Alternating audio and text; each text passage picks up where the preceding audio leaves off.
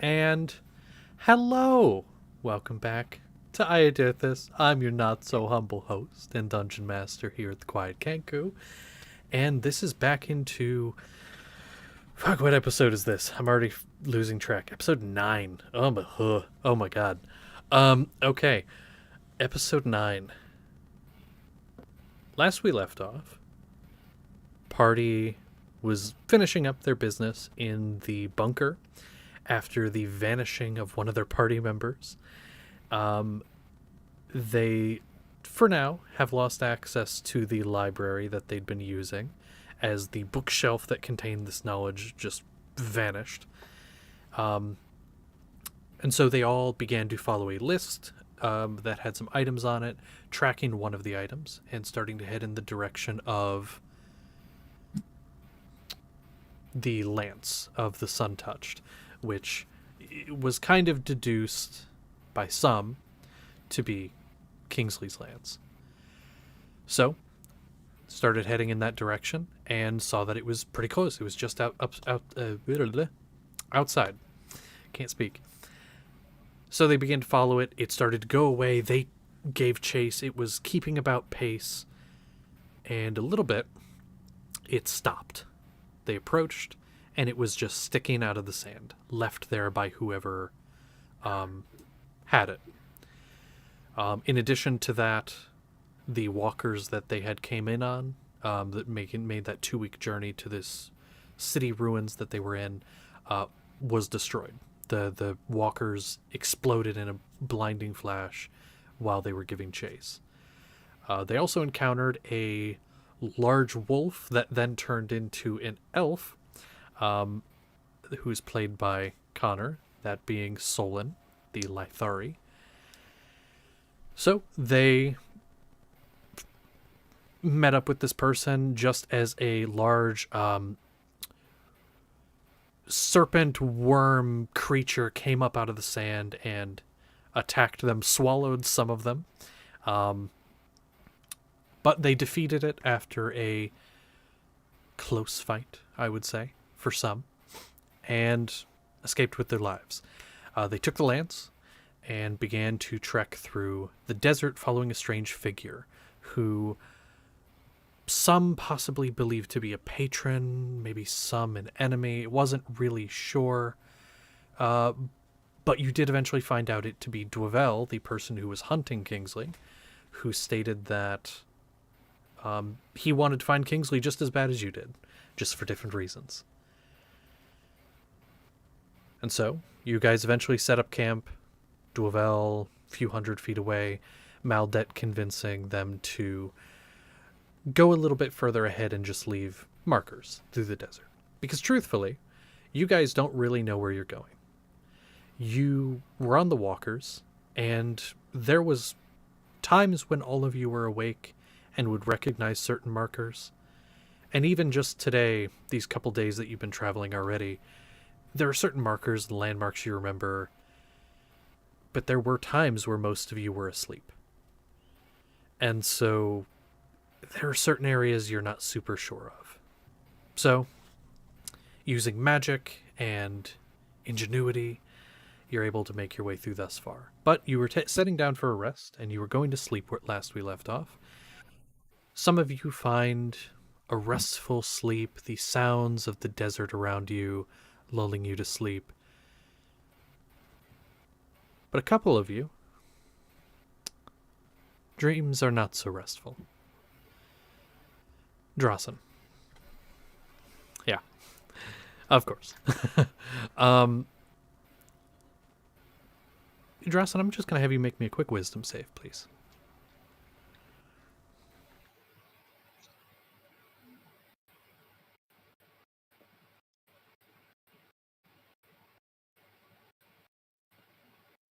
That's a natural 20 for 20.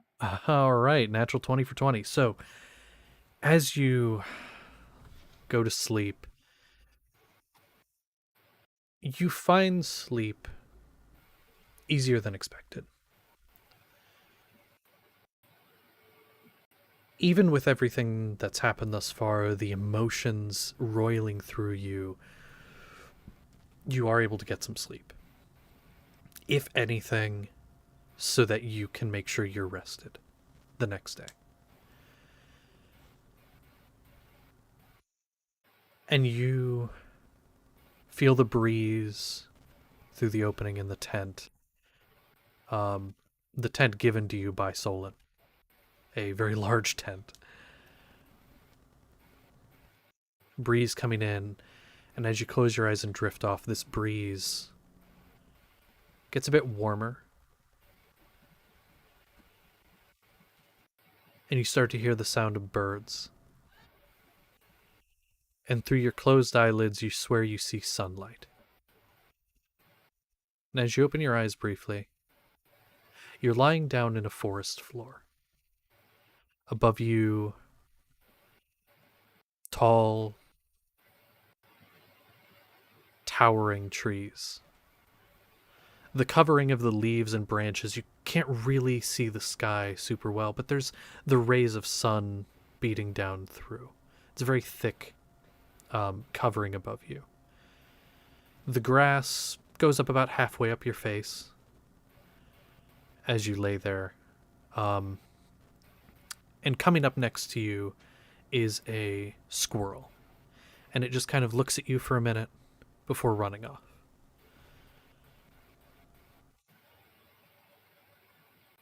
Is there anything you'd like to do? Well, this place seems pretty nice, so I'm going to chill. In fact, Okay. I've been through quite a bit in this last day or so. I'm gonna sit down and chill in my dreams. Okay. And so you just kind of sit there in the grass, taking in the sounds, the smells, the breeze, and it's peaceful.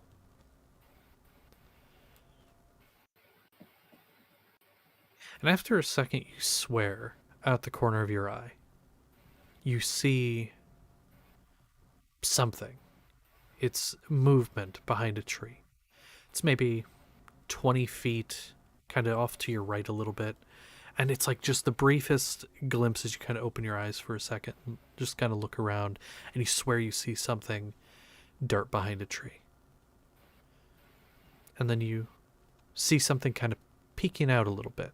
Not necessarily trying to hide from you, but just kind of peeking out at you. But it's weird because the shadow of it almost seems more like just a silhouette is really all you can make out. It just kind of peeks at you. Then when it notices you saw, it just kind of ducks back behind the tree.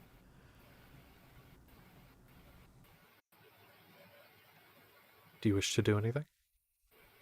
I guess I'll go investigate this thing. Okay. You stand up and start to walk over, and you hear this laughter, this giggling from behind the tree. And as you approach, and you kind of peek behind it, there's nothing there. And the laughter stops the moment you look around the tree. And as you kind of go to look around, see if maybe they ran off, behind you where you just were is the same forest, but it's withered a bit. Looks like some time has passed.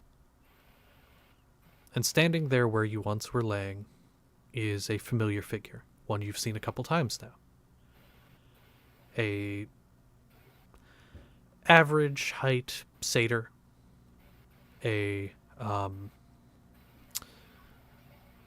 hat, straw hat, couldn't think of the word, straw hat on top of the head,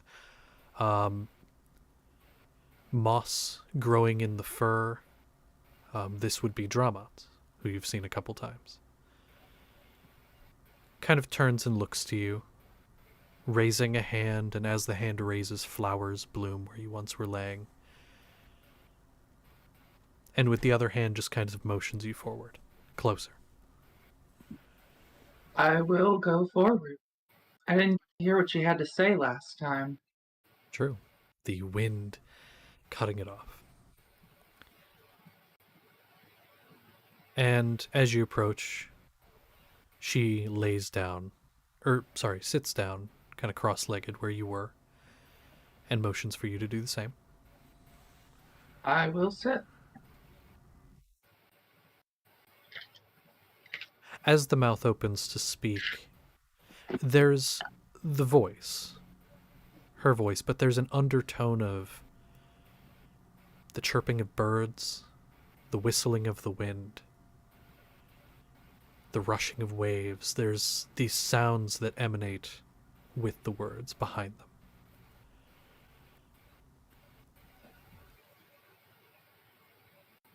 What is your goal?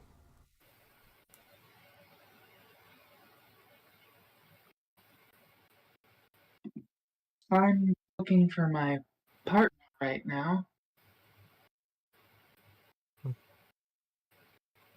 You care for him? Yes. He is safe for now. The waters have been kind. The trees watch over him.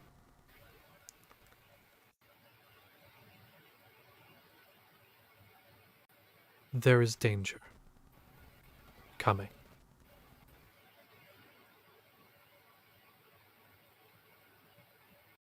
Do not believe everything you are told. And do not trust those who say that you should. Trust those who have proven themselves, not those who ask for it.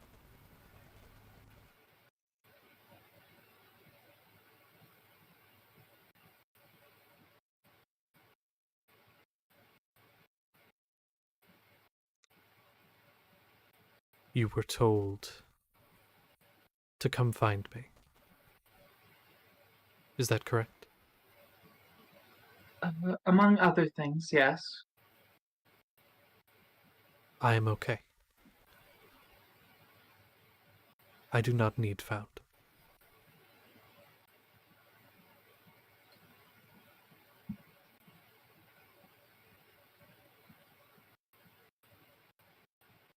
But I saw you. You were stuck. She looks through the trees and kind of following the eye line, you see the trees clear a bit and you see a small village with children rushing this way and that, picking berries and things. And she kind of watches one of them, a satyr girl with a straw hat.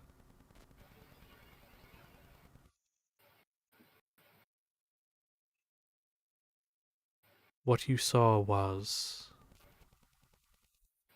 a falsehood. There are many falsehoods. Too many to explain, and I don't expect you or any of your friends to understand.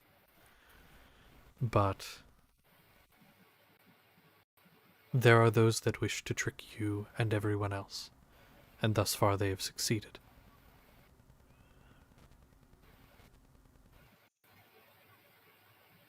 They cannot win.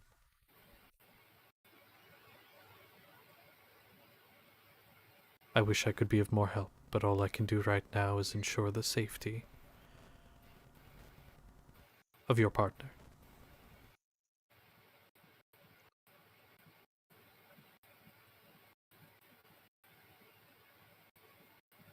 Follow the trail laid before you. Continue seeking him out. I have a feeling you all will learn very soon the truth.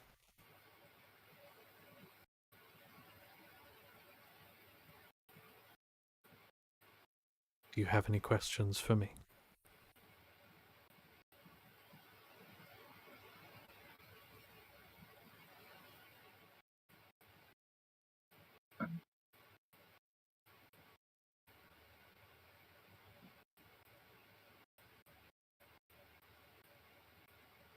No, I don't think so.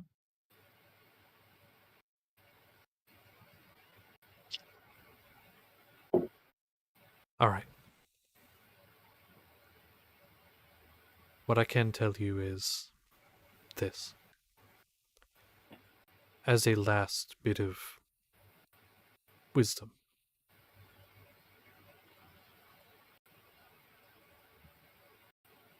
Serena, she cannot be trusted.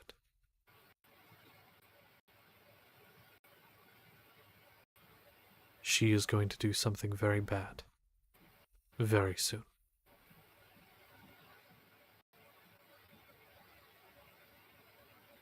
She has been trapped for a long time, and she is not herself anymore.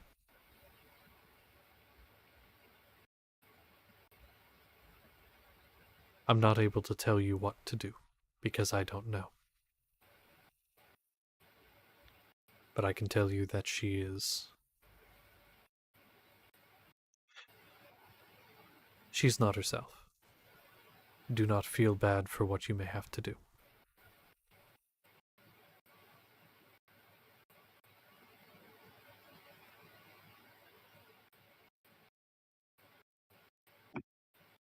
All right. And above you, the little bit of sunlight coming through the trees fades away, and through the little bit of clearing where you saw the forest, or saw the village, the sky begins to grow dark.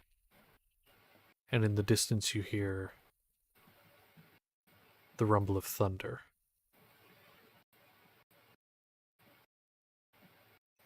And then the light continues to fade and fade until it is dark, and then you awake the next morning.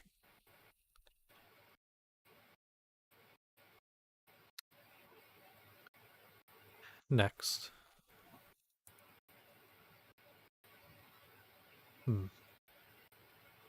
Kingsley.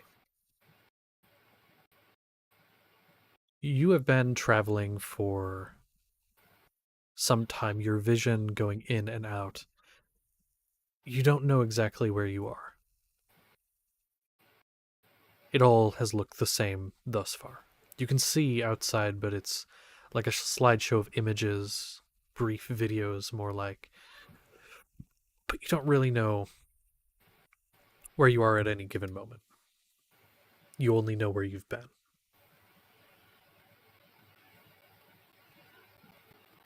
Connor, do you remember the very last thing we did when we did Kingsley's little thing before? Yes. Okay. This is going to take place directly before that. Directly before the very last event.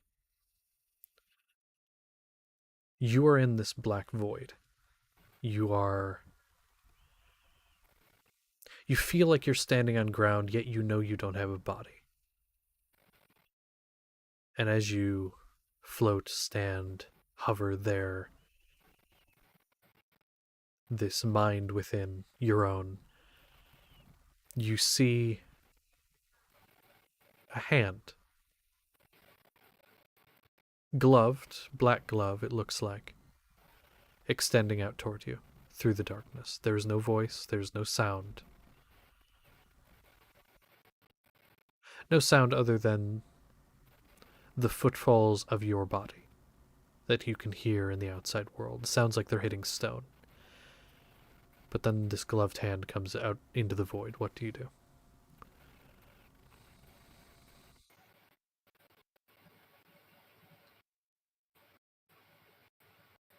He'd reach out for it. You reach out for it. As you reach out, the hand grasps yours, and you feel yourself get pulled. Hard, fast.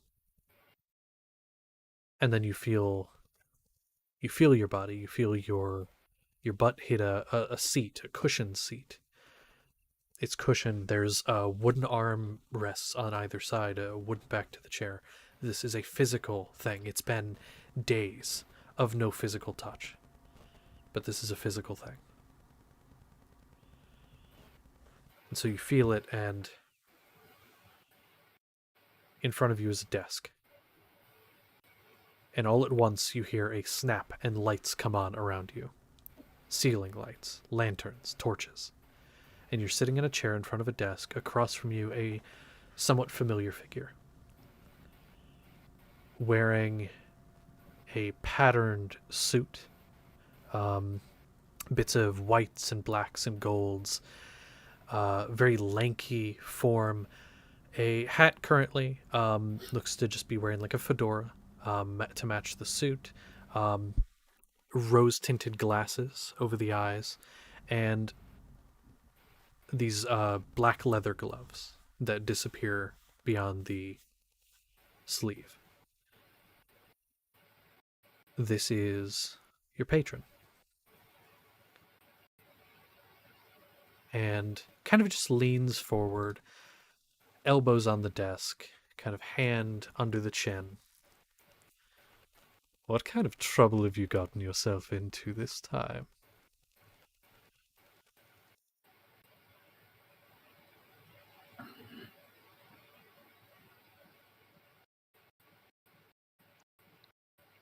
I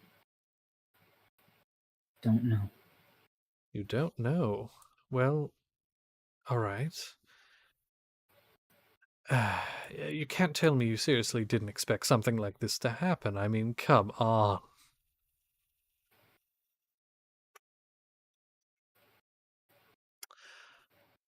I could help you out of this, you know. If you so desire. I'd owe you, wouldn't I? Well, of course, we'd have to make some kind of deal.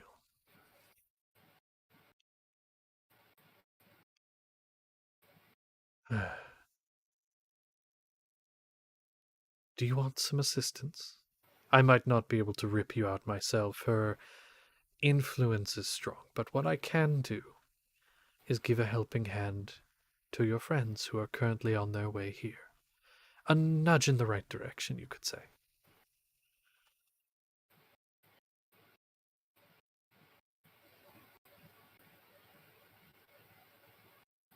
Okay.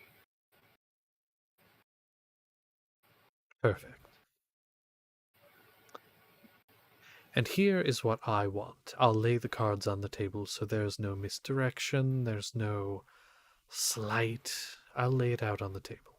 I'm a little bit kinder than she is. Your entire race of people, tieflings, were my creation. I've been wanting to experiment with some new combinations of things. I need you to find someone for me. And he's going to give you a description, a name, information to find someone, and I will send that to you later. I need you to find this person, and I need you to send them to me. Which, when you find them, I'll give you a little whisper and tell you how you can go about that. It's a bit... It's a ritual of sorts. I just need their soul, and then, well, I'll be able to do some experiments. I have some new varieties of tieflings I'd like to mess with.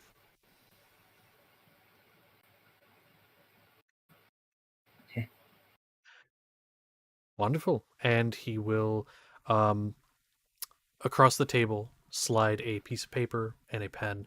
You just have to sign right here. It's the whole contract thing. It's about outdated, but it is what it is.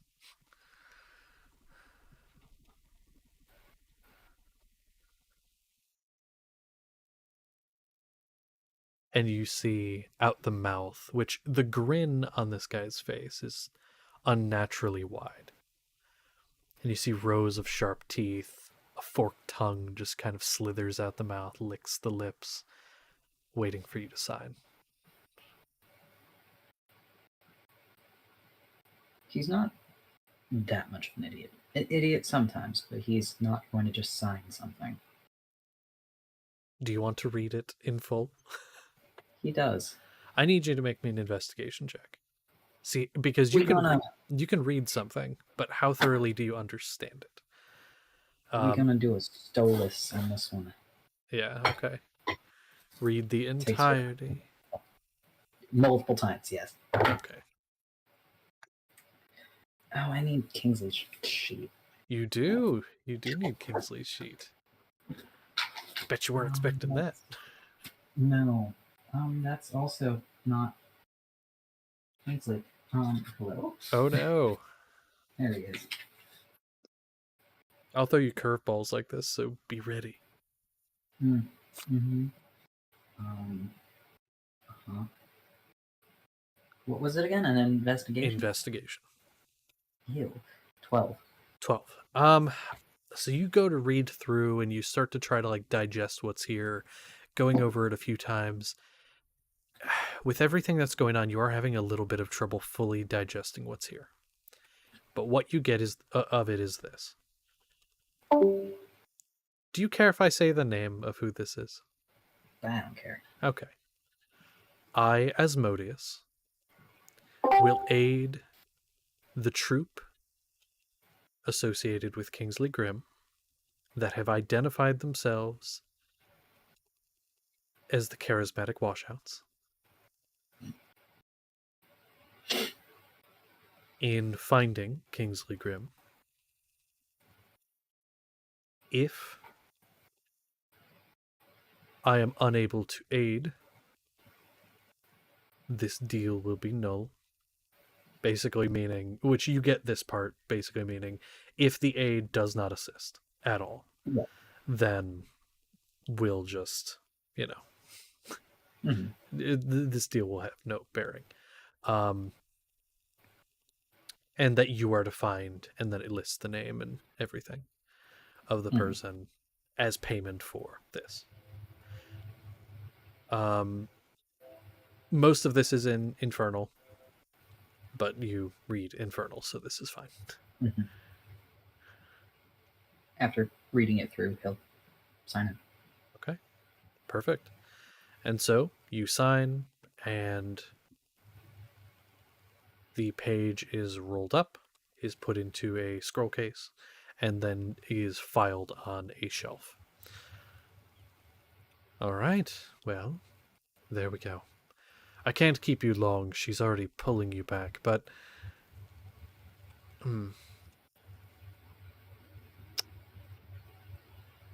I wish you the best of luck. And I'll give a little bit of a nudge to your group. If you can. Let your son know I'm alright. I will do my best.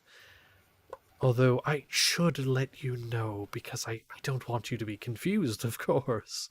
They've already replaced you. Your group has, anyway. Not them, but your group has. How does that make you feel?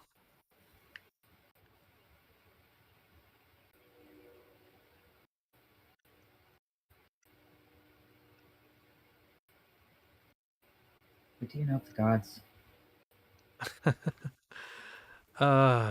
What do I know of the gods? Be a little bit more specific. There's tons of information. Serena said something strange. What did she say? I don't remember exactly what she said. I remember the... I don't watch all the time. I have so many things to do. No, me, Connor, doesn't remember quite exactly what she said, and I'm trying to remember. Yeah. Because I know it Please was a slip-up. Good. She slipped up saying something about before she was a god, question mark? Yes? She did mention something of the like, but what did she say? I mean, it's specifically that part that I'm picking on. Mm-hmm.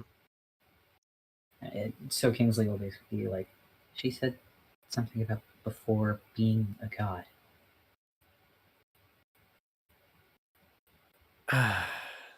That is a story I don't know we have time for. But I have a feeling within the next couple days, once your group gets here, all will be made clear. But I do implore you, please brace yourself.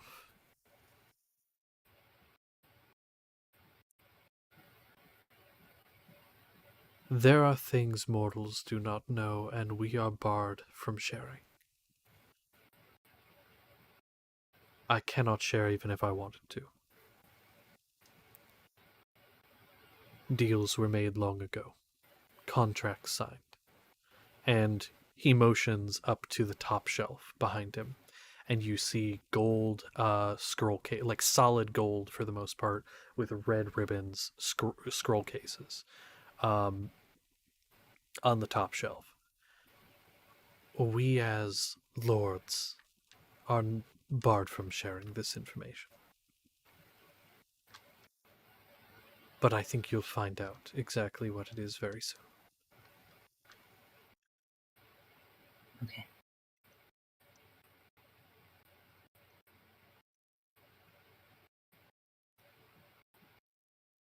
And just like that, you feel yourself being pulled backwards.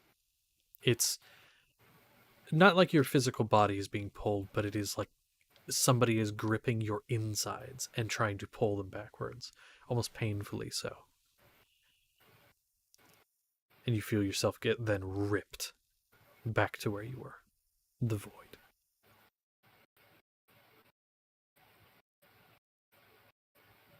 But you notice something different. You don't have a body, nothing you can see, but looking down you see a cord, a red cord, that ties from the form, the amorphous form that is you, and where that hand came from. You try to grasp at it, but there's nothing to grasp with. You don't have hands. Try messing with it somehow, nothing happens. But it's something that's there.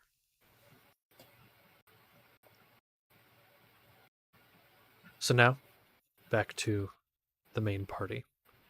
You all wake in the morning. That some of you taking watch, some of you taking rest. You all do get a long rest collectively.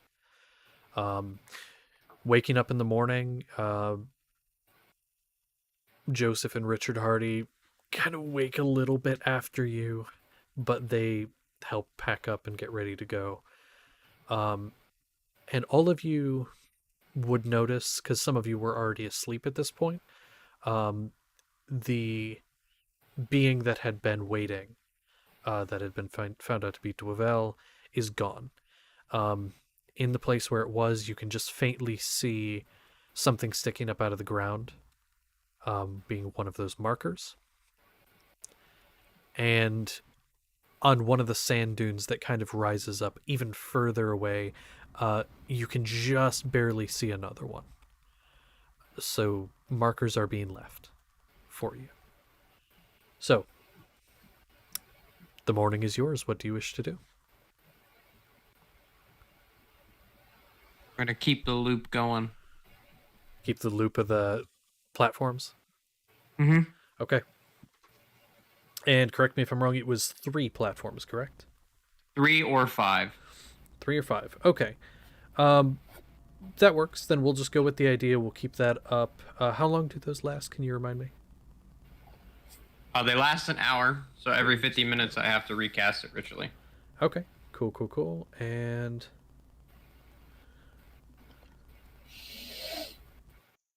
I'm actually just checking a thing real quick for my notes.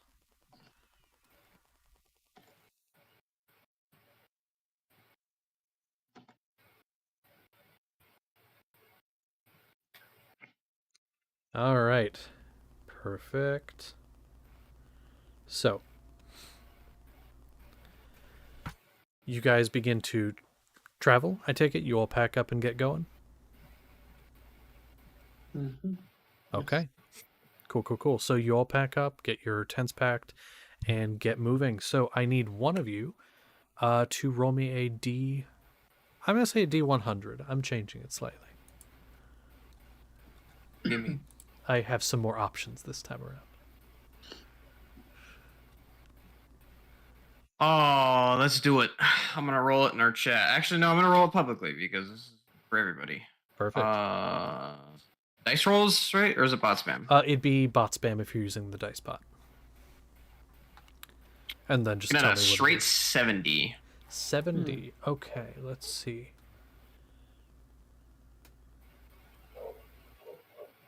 Okay, so you guys are going through, and let me ask, how long in one, like, because you guys will travel and then eventually we'll have to stop. How long would you go each day before stopping to like set up camp? Basically, how much time would it be from camp to camp of travel?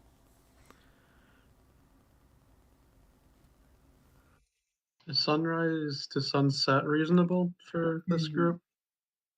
I wouldn't see anything wrong with Let's that. see. Let me try to puzzle this out. Okay, So 'Cause- Pushing 16 hours also isn't a bad idea because it still gives Yes. us time for a long rest. I'm calculating 16 hours. yeah, because sunrise is Which at 9 a.m., is- sunset is at 9 p.m. So if you're doing that'd be 12 hours. So if you were to do 16, Which be a little is after 10. sunrise, or if you get up earlier, you know. I can walk in the dark because I have specialized healing. 192,000 feet. Oh, wait. I need to. No, 960,000 feet because I forgot that Aureli's speed is 25, not 20. I multiplied it by 20. I pick him up instead and of carry it. 25. Don't worry. Like he's always on my shoulders now. Ever since his Houdini cosplay, I'm not letting him go. Yeah, I mean, regardless, hold on. if you're using the discs, those have to move at that speed. So like, yeah. Mhm. Even Early if you shot Aurelius- Okay. Oh, wait, hold on. I just need to. 16 hours Mm-hmm. times 60 minutes Uh-huh. times 10 rounds. Oh God, times you're going with 25 that feet math? per round. You're going with all that. I Yes, mean, it's- I'm gonna be honest. I think you're gonna end up with a lower number than what I normally set, which is normally like 21 miles a day, going at a normal pace. Which normal pace is going off of like 25 to 30 feet movement speed. Yeah, 240,000 is the number For feet. 25 feet movement. Here, because if you guys are actually covering more distance, I want to make And sure. I'm going to give you the divide that benefit. by miles if I can remember how many feet are in a mile, which I can't. I mean, I'm just going to use a conversion thing here because I don't remember either. It was 240,000. Yep, 240,000. And that's in a day? Yes, in 16 hours, which is technically a whole day counting for long rest. I would actually give you, because that is a little more than 21 miles. That's closer to 45. So if you're doing that in 16, fuck, okay. I mean, I guess you could totally. I would say, due to the nature of it being the desert, some of you are on foot and not on the floating discs. I'm going to put it closer to 40. Just decreasing it a little bit. Plus, you do have to every once in a while stop, look around for the markers and such. So I'll 40 miles, I think, is fair. So reasonably, if you guys keep that pace up, you could get there in, rather than 2.5 weeks, get there in about a week and a half, maybe. Cut a whole week off. Good, yeah.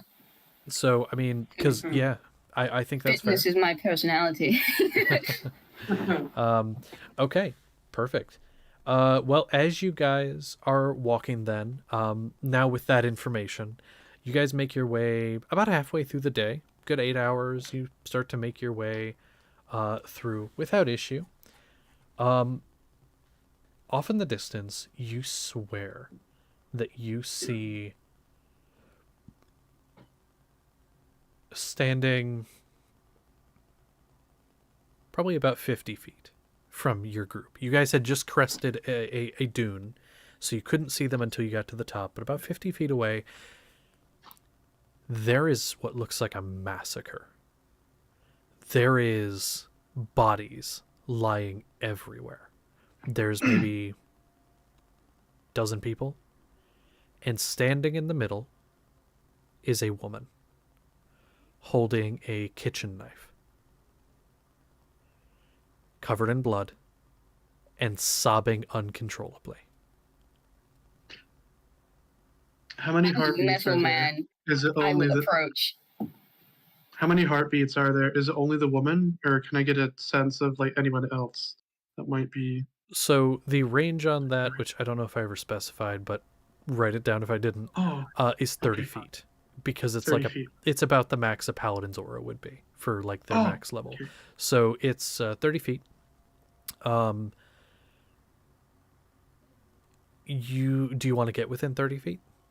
I am walking forward, so if you want to use me as your human shield.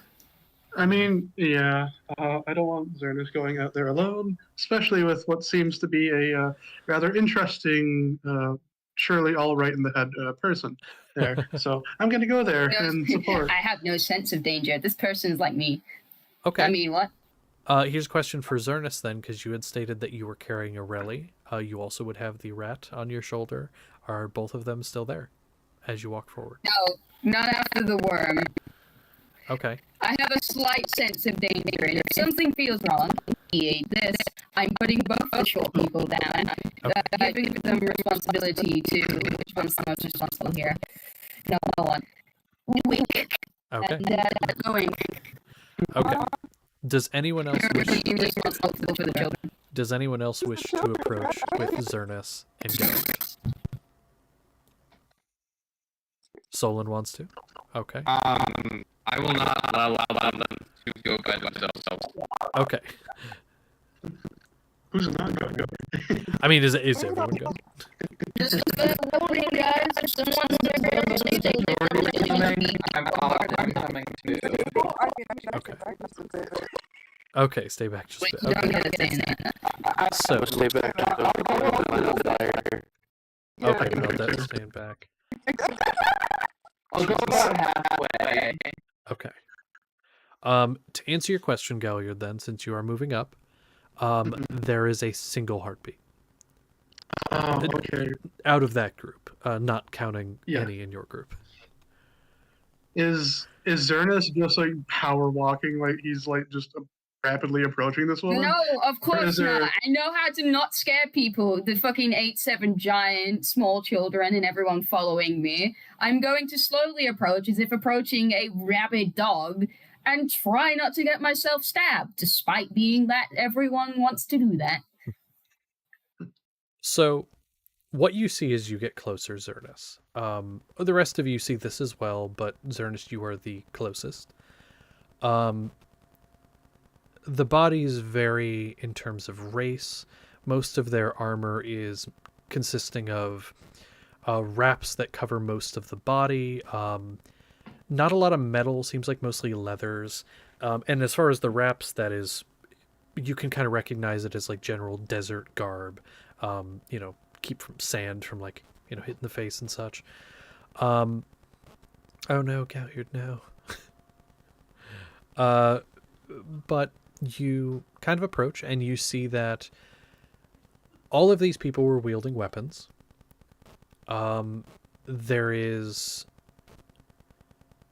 They're scattered about. There are a good number. Again, there's about, we'll say, dozen and a half, so closer to 18 people now that you're here and can kind of count them. They are in a circular area around the woman, and quite a few of them are up next to her, but there are some that are further out. And she's just sobbing uncontrollably and does not seem to notice your presence. Or if she does, she is not acknowledging it.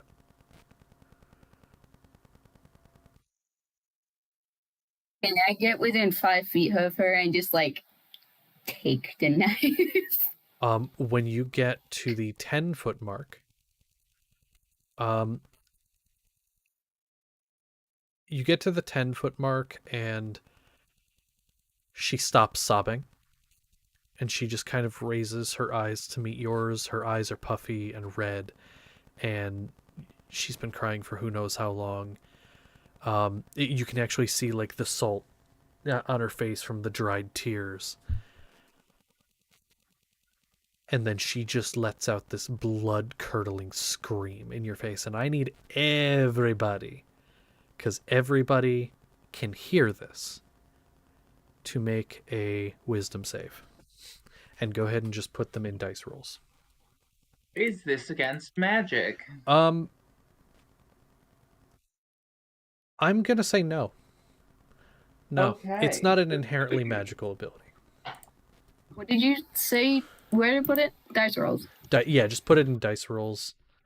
I will make a note. I don't know off the top of my head if this matters for any of you. This is, well, you'll see here in a second.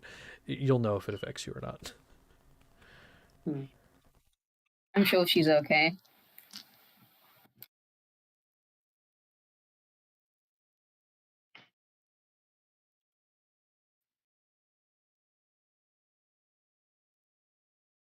Optimism has never gotten me in bad situations, ever. Okay, so let's see. Who am I waiting on? I think I just a really.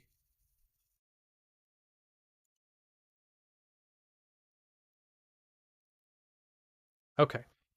So there we go. I see what you got. So if you got below a 15, you are frightened of this person. If you haven't, and that was kind of what I was going to say before, if there's something like you're immune to the frightened condition or something like that from some source, it doesn't affect you. Because I know there are certain things that give you that. But yeah, this would be the frightened condition. People are afraid. I take notice. Yeah. You also, if you got above a 15, nothing, like no effect. But if you got below a 15, you're frightened, and you take 12 psychic damage. And 12 this psychic. 12 psychic, yeah. And this scream just pierces your mind. It is. Your ears are ringing. The blood begins to trickle down from your eardrums as they nearly burst. And your just head is spinning. But you kind of get back to yourself after a minute, and Zernus, you were unaffected by this. She just immediately after the scream just goes back to just sobbing, standing there, knife in hand, just kind of up by her face, just kind of covering her face. Yeah, okay. This is fine. Okay, approaching? Approach her? Yeah. Okay. Just like stop, let her, and then keep walking. Okay. Something to note for all of you that are standing there. Zernus, I'm going to say not so much you because you are too close to her to really notice this at this point.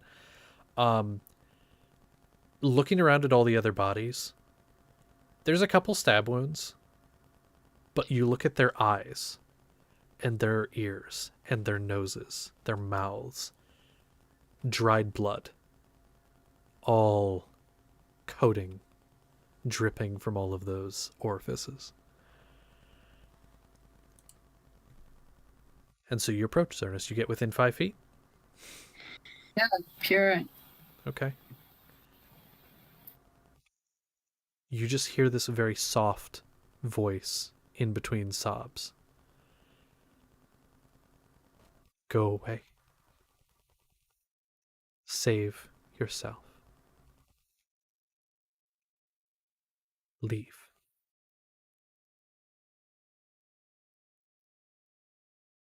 Can she make a charisma save? What are you doing? And calm emotions, the bitch. Chill. Unnatural 20. Fucking Christ, fine. Rolled very well. Okay, well, magic doesn't work. See how far it got me, Galliard? Can I... She's knelt down, right? Can I, like, kneel down in front of her? She is standing there. Okay, right. And to answer the question for person, ask what happened the last 30 seconds. Person screamed, damage was taken, Zernus attempted calm emotions, high roll, did not work. That's basically it. Now, I do want to ask, is there anything anyone else wants to do as this is happening? Away from it, but I'm Oh. not gonna like leave my friends. Okay. Do you want to go back closer to the 50-foot mark when you initially saw the person, or whereabout do you want to go? Yeah, that's good. Okay, so kind of Leave me going back close to enough. the top of the dune. Yes, Calyard. As I Or am Drawson. afraid of this person, I'm gonna take a few steps back. And I'm gonna mime putting on some earmuffs. Okay. Earplugs. That is a great idea, and I will say Yeah. it's been Earmuffs. maybe a few seconds here with Zernus trying things. The fear has worn off at this point. Those of you that were frightened, like instinctually, were kind of backing away, and then it does fade. But with the illusory mimed earmuffs, you can't hear anything. Like you just cannot hear anything. And actually, yes, Wick, had you roll a wisdom save, which I actually didn't realize you didn't. That was my bad. Because that was for the scream. If you could just go ahead and roll that for me now.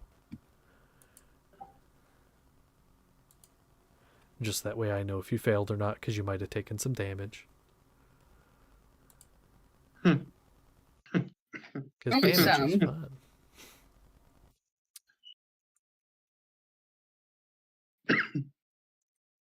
And then just post or say whatever it was. 3.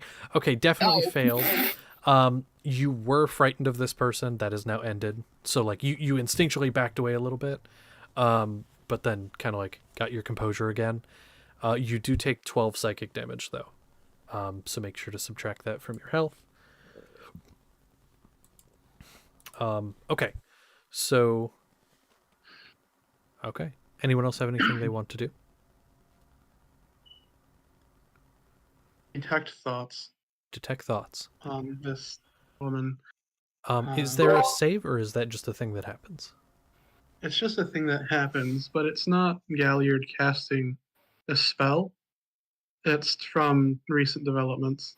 Okay. Just Galliard, focus. I need you, because this is a very new thing. Mhm. I need you to make me a quick intelligence save. Intelligence save. Yeah. Which I think you're fairly good at. Well, let's see. When it comes to saves, I'm not going to be good, as is the case here. That's a 15. 15, that's actually not bad. With a 15, you kind of open your mind, you close your eyes for a second, and you start to feel this flood of thoughts and words, and it's almost overwhelming for a second, and then you lock in, you focus, and you channel it toward this person.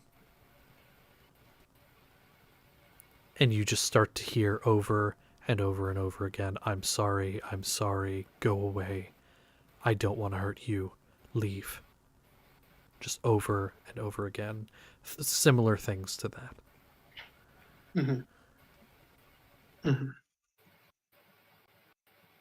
All right.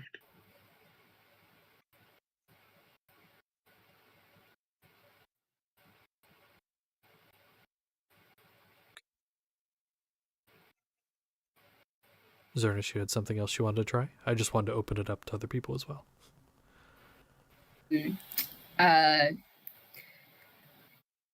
This hasn't got me very far in past endeavors, but we can always still try. I want to help. I will say that I want to help. Yeah. Oh, you say those words. You say you want to help. Sorry, I misunderstood. I want to help you. Okay. You say that, and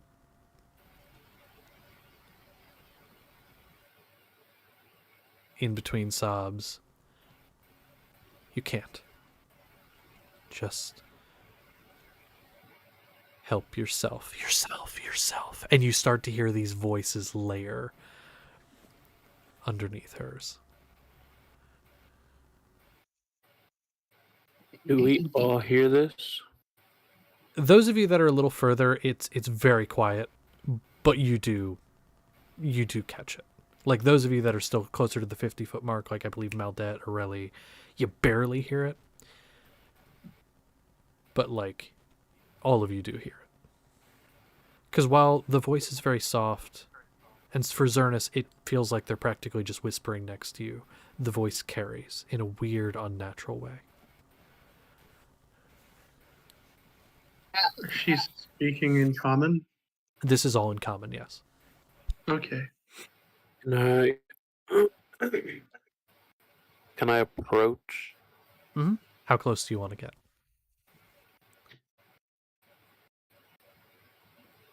Hold on. I think. Let me look at the range on my gun. No, I mean that we already know it. yeah, No, close. it's something. Okay. Yeah, just right up next to them, like Okay. 5 feet. All right, up next with Zernus now. All right. We're gonna die again, aren't we, Maldet? I hope not. I look down at this figure. Why do you say we can't? The eyes kind of meet yours, and the woman just looks around all of you. They tried to help too.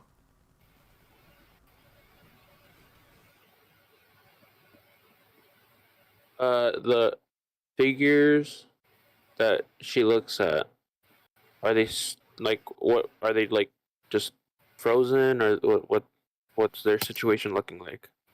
Every orifice in their face has blood dripping out of it. They are, as far as you can tell, deceased. You haven't actually like checked them, but just kind of looking at them, they do not look like they are alive. That's a lot of blood. I'm looking at Galliard. Hey, Galliard. Maldet is going to hear Galliard's voice in his mind. Just, What's I up, are- mine? no. I already checked. There's only one heartbeat here, and it's hers. Cool. Wait. I look over at him, seeing he didn't move his mouth. Mhm. Okay.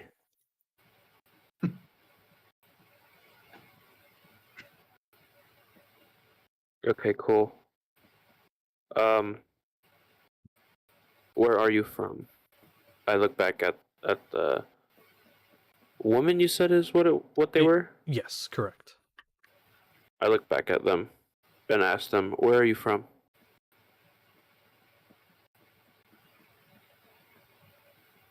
She looks confused for a moment and just...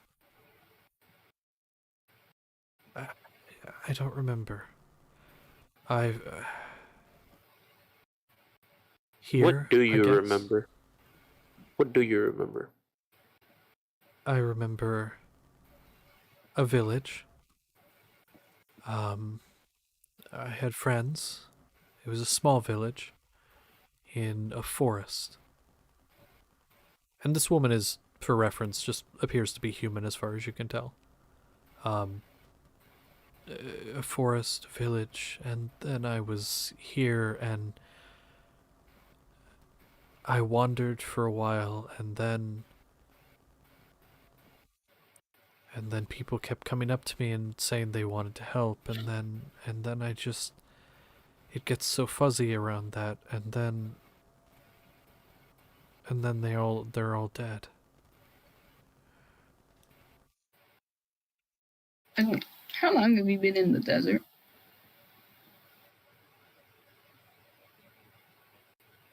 Weeks, days, maybe. What have you consumed during that?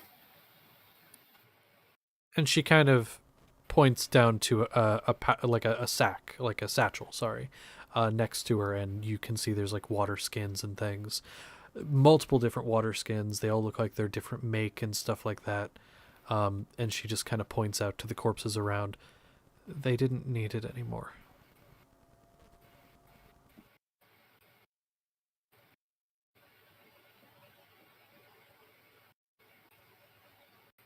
You remind me of my fiance.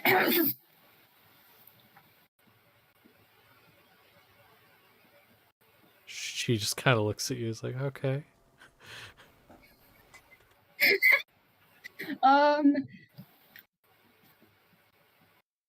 Insight check on what For- all they just said. Okay. Yeah, go ahead and roll an insight check. I want to see if they're like lying, if they're like being honest, that sort of thing. Okay. Oof. That ain't good. Hold on. Why do you update now? Oh no.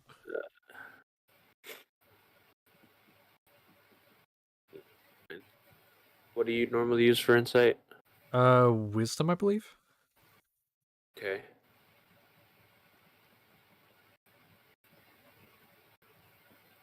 Alright. Hey, Josh. Yes. Yeah. After this roll, I would like to do something. Okay, please. 8 Yes. total. 8 total. They got a 9. They rolled poorly. They got a 9. So they are, as you kind of look at them, they just seem incredibly distraught. They do seem confused as far as you can tell, but you're really having a hard time getting the read on whether or not they're being truthful or not. Now, Connor, you said you wanted to do something? Mm-hmm. Okay. Solon will shift into his wolf form. Okay. You know that thing that dogs do when they get, like, really hunched over? They're happy and they want to see you, but they're nervous about it? So you shift. This already tall and intimidating elven Becomes individual small. becomes a little smaller, but not small. You are still a wolf, and you are a big wolf. So you're still quite large. True. She kind of takes an instinctive step back. Can you roll me a persuasion check? Yep. You are trying to convince her you are not a threat. You said persuasion? Persuasion. I don't really calculate that one. 20. Unnatural. 20. Okay. She is immediately on edge, but kind of as you shrink yourself down a little bit, kind of taking on that, being as non-threatening as possible. She kind of eases a bit, and knowing that you were someone traveling with this group who doesn't seem to be too much of a threat, she relaxes a bit. And what do you do exactly? So that whole, thing, have you ever seen a dog do that and then, crawl towards you? Yes. Okay, so you're kind of doing that. Solon. Okay. Yes. So all of you watch this, again, giant wolf kind of, it just turns into a big dog and just starts kind of crawling toward the lady, and she lets you approach. She does not do anything. She lets you approach. Once he's up close, he'll simply lay down. This is very strange.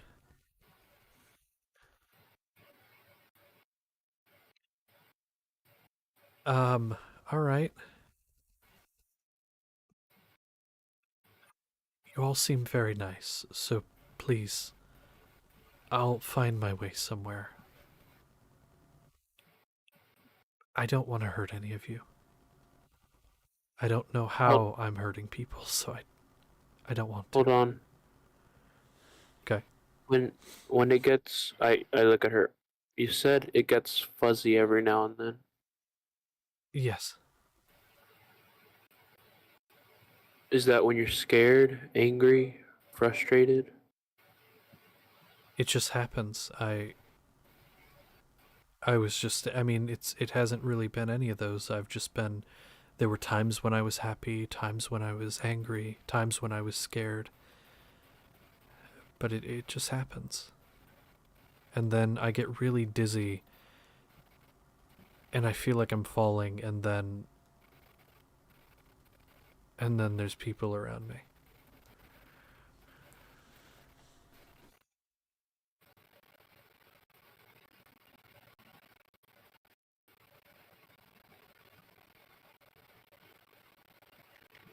Would you mind if I tried something?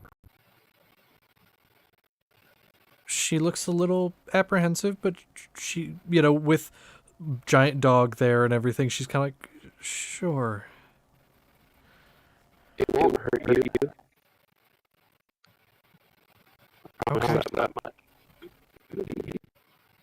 And she'll I'm let you gonna do.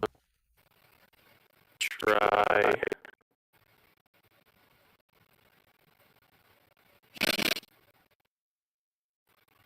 Where is it? Remove curse. Remove curse. Okay. Is there any kind of save on that, or is that just the thing that happens? It's just at your touch, all curses affecting one creature or object end. If the object is a cursed magic item, it remains, but the spell breaks its owner's attunement to object, so it can be removed or discarded. Okay. So you reach out and place a hand, and you watch her body begin to violently convulse. She starts just like full exorcist, like head jittering around and just like plugging the ears. And her mouth opens like she's gonna scream, and all of you tense. I cover it. Okay. Nothing comes out. Well, no sound, no scream comes out. You hear this. It's almost like a weird sigh of relief, mixed with a groan. And you watch what looks like grayish smoke come out of the mouth. And then it goes into the sky, away, and the body drops. But is she alive? I'm gonna catch Is there a her. heartbeat? At that moment, Galliard, the heartbeat stops. And Well, the wisp that goes into the sky. I'll say Maldet, because you were the one who did the Room of Curse. Make me a quick perception check. Natural 20 for a total of 26. Okay, you definitely see it then. In the wisp, there was a face. There was a form. It wasn't just smoke. You removed a curse. There was a curse on this. And I'm going to say, looking at the body, looking at that, and with your knowledge of the dead, given your unique area of expertise, you get the idea that this was something, a curse of sorts, that was puppeteering a corpse.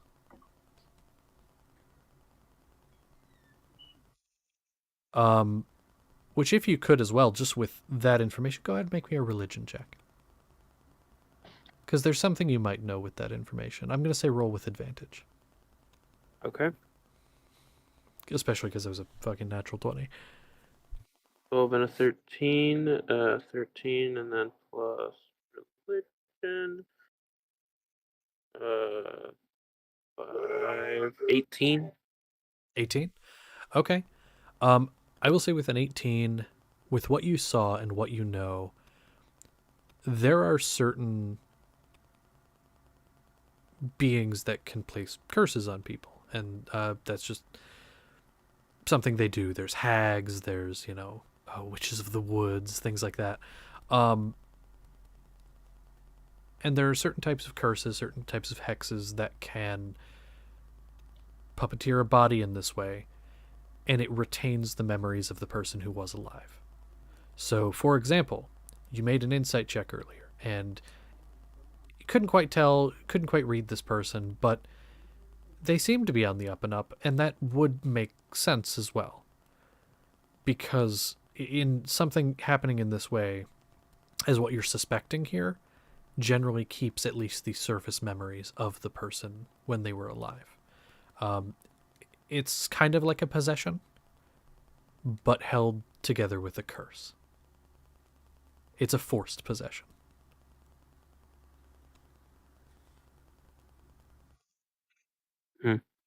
So that's what you get with that. And then all of you see the smoke rise into the sky, the heartbeat stops, body drops, dropping the knife at the side, and this woman becomes another corpse among the many. Out of character. Anyone hungry? I take off my earmuffs now that I see that it seems that this entire situation is diffused, sort of. As I said, it wouldn't hurt. Respectfully, I will rummage through the corpse. Okay. Turn. Oh, I'm already doing that. I will say one of you can helmet, and then basically treat it like a help action. So one of you rolls with advantage. Either Do it. Melded or Oh, Fine, Paragon. Yeah, that's natural 20. okay. I've had a lot of those lately. What was it? suspicious. Investigation. Investigation, yeah. 23. 23. Okay. So with a 23, you can tell with absolute certainty there is nothing on the body. There's nothing but the clothes, the knife that's now at the side. There's not even so much as a copper piece in any of the pockets. There's some pocket lint, a little bit of sand in one of the pockets, but there's nothing on this body.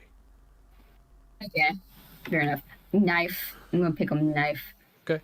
You now have a bloody, got a couple small rust spots on it, kitchen knife. It is like one of the kitchen knives you would have in your kitchen. In the bag it goes! In the back. There you go. I will just bury all the bodies as quickly as I can. Okay. So help we'll with help that. dig hole. Okay.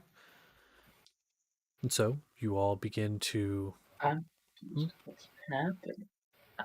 I, as a character, I'm confused at what's happening. Oh, out of character confused? No, in character, in I'm character. confused. I That's know what's fair. happening out of character. That's fair. And so, those of you who wish to do so, bury the bodies, giving them as proper of a burial as you can out in the middle of the desert. And so, the bodies are buried. Do you put any kind of markers, or just bury the bodies? We were taking the sticks that Furbog was leaving. Yes, Okay. Okay. I would hope so. Yeah, Are there put any- sticks. Are there any common holy symbols that you would know for safe passage to the next life or something? That We do that. Maldat. Help. Maldet would uniquely know this. Do you know, or would you like me to remind? Please remind. Okay, There's so many things I have written down. I don't even know where anything is. that's fair. There are 3 that would fit for this. There is Tula, who is the goddess of death, usually the one to shepherd from the mortal realm to the afterlife. There is Idara, who is the goddess of the underworld. She is the one who oversees the souls once they are there. And a third that you could put on there, which you have met as well, is Ramander, because he is guidance. He is the god of guidance and mischief. He's the one that gave you that compass. Because he also aids in the transportation of souls, the guidance of everyone. That includes the dead. I will relay that and just start drawing, I guess. Okay. The symbols in the sand. Do you want to do for all 3? all three of the gods, or do you want to choose one in particular? I want to see if it's possible with the design of each symbol, like incorporate them into one. Okay, go ahead and roll me. I'm gonna say religion try. check.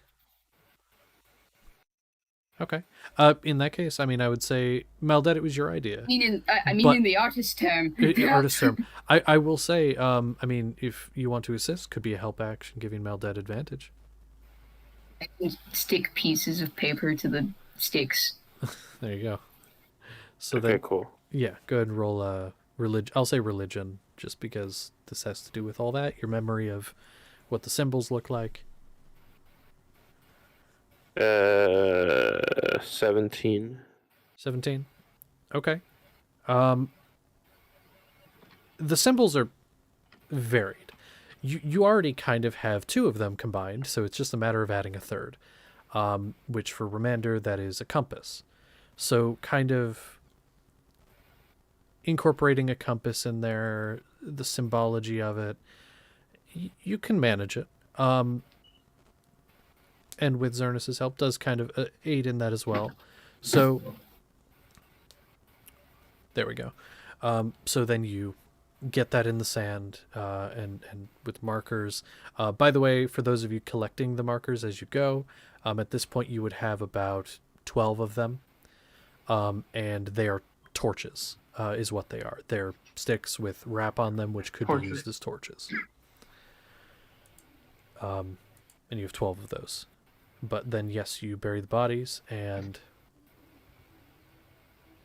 give them, again, as good of a burial as you can.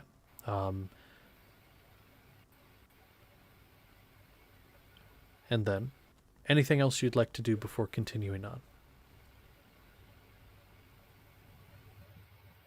No? Okay. Doc wishes to climb Solon. Solon, dog is trying to climb you. Doesn't Do you look allow he's dog trying to climb? He doesn't stop him. I don't Okay, really care. there you go. It is pyramid of dog.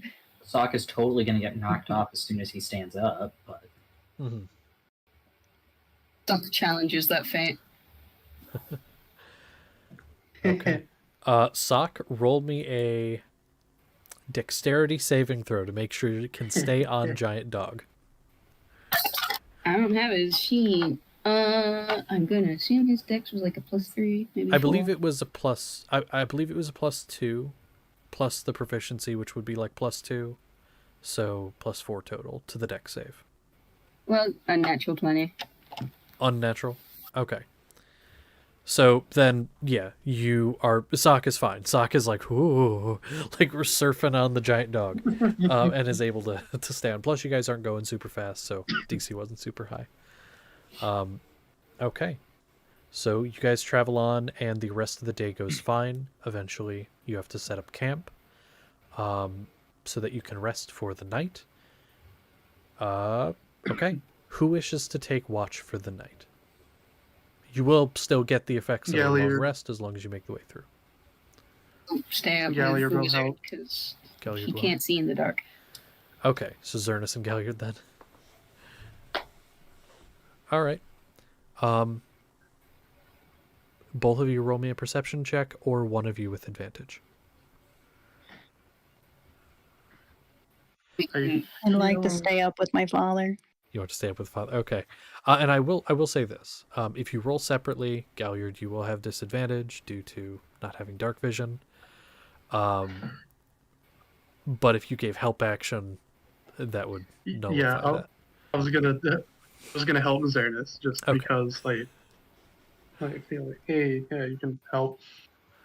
All right, that's fair. I can't tell what that number is. Perception, right? Perception. And I have Perception. advantage. You have advantage. Yes. 21. 21. Looking out as far as your vision allows, using the, I'm assuming you set up a campfire, the dim light to look out as far as you can see.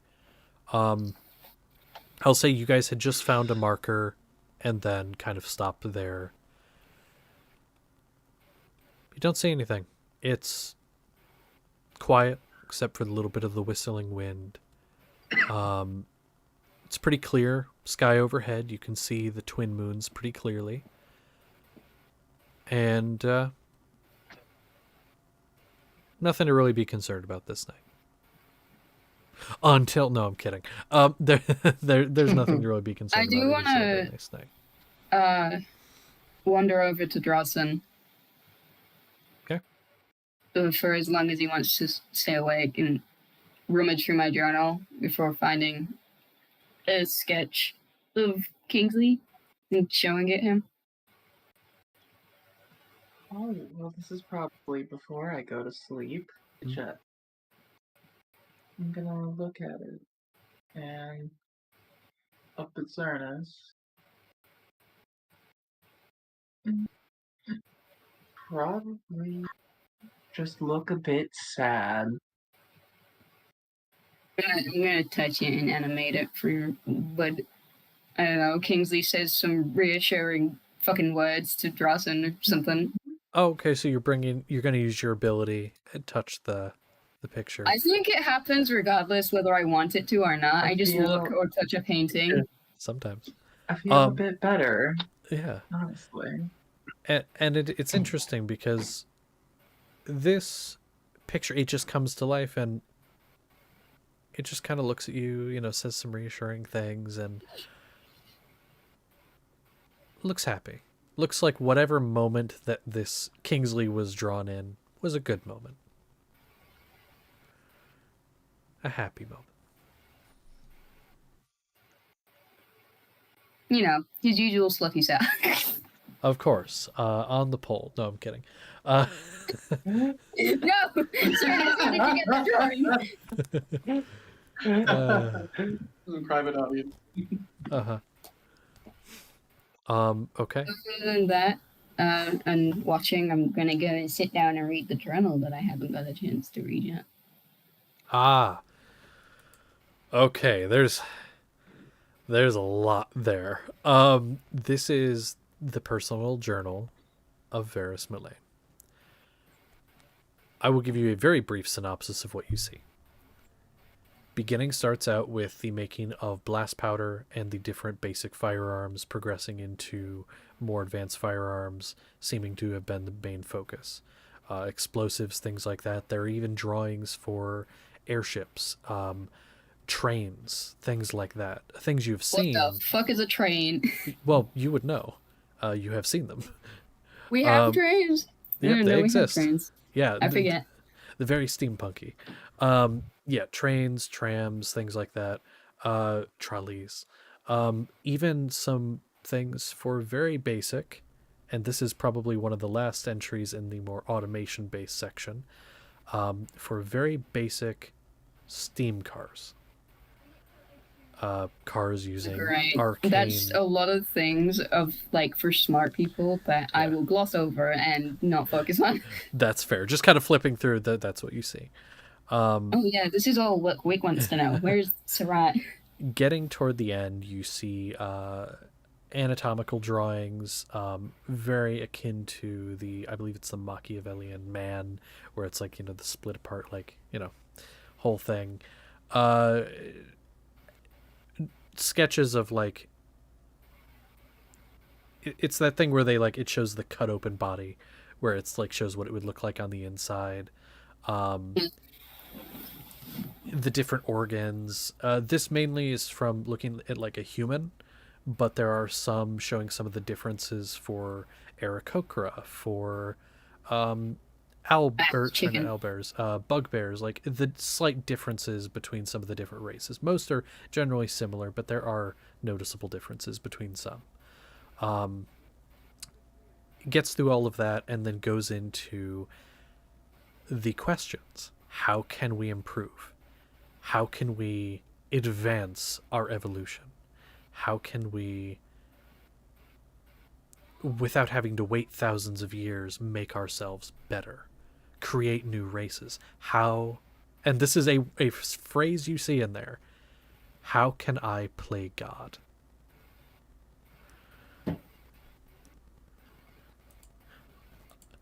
You do see some other things as well. Some tirades, some rants in this later section, referencing someone named Eldon, and how Eldon got to ascend.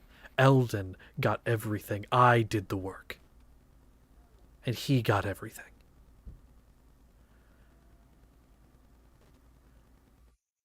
He's very angry in this later section. Like, it goes directly... He's just flipping through it, like, Yeah. drama, drama, drama, drama. You didn't get that. I didn't get this. God, you were really Yeah. stuck up about this. It goes very quickly from stuff and then that. Can we get back to Kingsport? That's up to you guys. I leave that entirely up to you. We tried to, but we never got around to it because morals got in the way. Don't worry, we're not going to go entirely day by day for this whole thing, but we will have. There are a few places you'll have to stop on the way. So you guys, you read through this, and you get to the latter section, and it seems there was a bit of a time jump between this entry and the next, as if this section that has to do with what you're looking for was written, and then there was years in between this entry and the next, which is much more recent. This entry has to do with his children and their creation.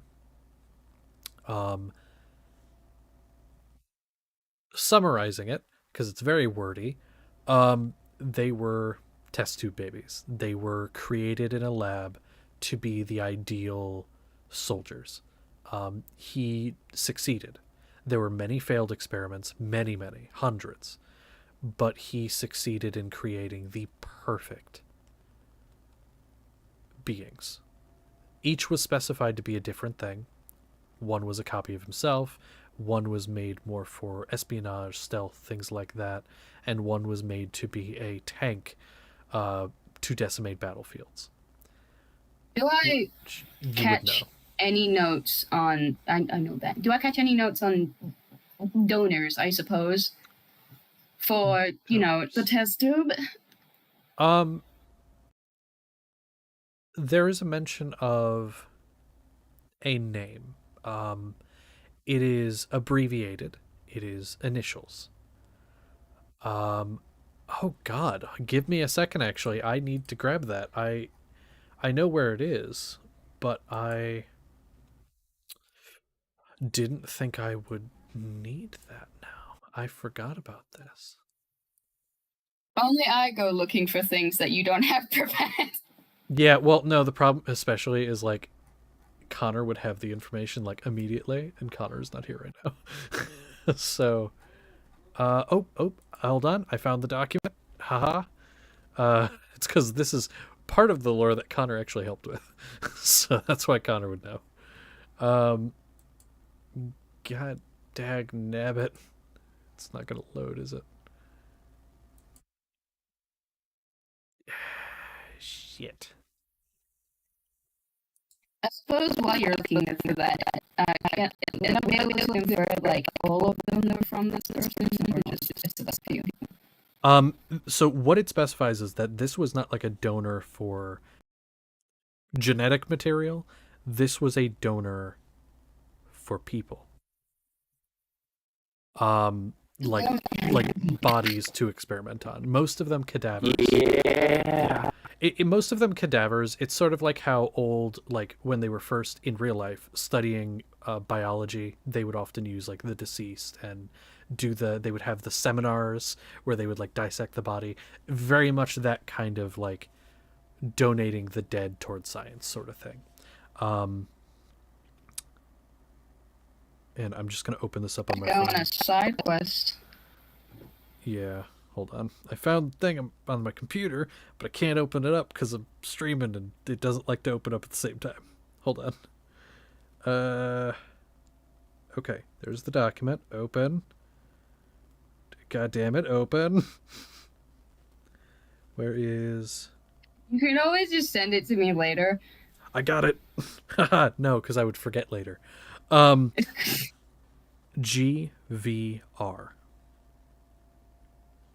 Givich. bitch. G as in George, V as in Victor, R is in Robert. No, that is not the name. That is just so you know which letters they were. Okay. GVR. And that is the company of GVR is where the donors came from. They were generous donations. They experimented on cadavers at first to see if certain things could be altered, possibly if they could Frankenstein it and bring it back to life. None of those tests were super successful through non-magical means. Of course, there are magical means, but through non-magical means was unsuccessful as far as this last entry. However, that is when live testing happened first on himself. That is the thing it specifies, is he tested live tests on himself first. And he says what happened, which, reading what happened, it matches up with what you saw when you met him. The horns, the strange appearance, like, all of that matches. But then he wanted to do something on somebody who was just being born, creating a new race, a new species. And that is his children. Punching in the nuts when I see him. That is what you get. That is the Is the there gist of what you nothing get. else? What are you looking for? And I can tell you if you find it. He. Okay. Because, truthfully, I don't have this entire journal written out, so you tell me what you're looking for, I'll tell you if it's there. In creation, was Soraya made? And if I can try and figure out how maybe to make her not eat the chicken whatever you call them, the bird folk. Aarakocra. Yeah. This journal does not talk about the creation of these people. This journal is documenting the research and the anatomy, but this journal does not have a tutorial on how to create your own Soraya and how that happened. It talks about some of the side effects, like the extreme hunger for flesh, but it does not talk about the process to create. Fine. Well, time to go ransack his thing. I'm gonna wander over to Wick while she's blissfully asleep and just throw the journal at her face before going to go sit grumpily. What the fuck? Okay. Galliard, is there anything you'd like to do during this watch? Right now,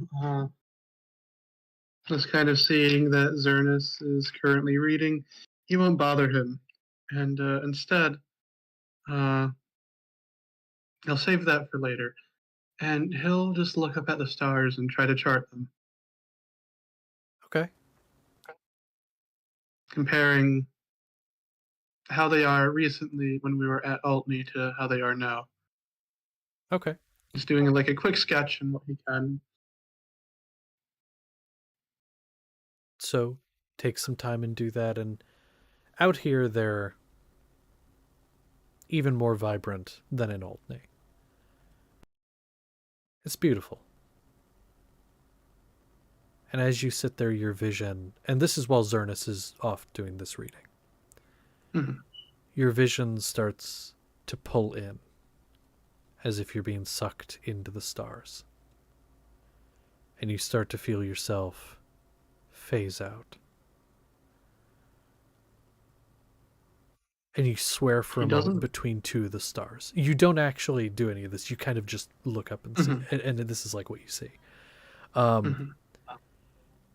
You swear for a moment you see something. Make me a perception check. Perception check. Yeah.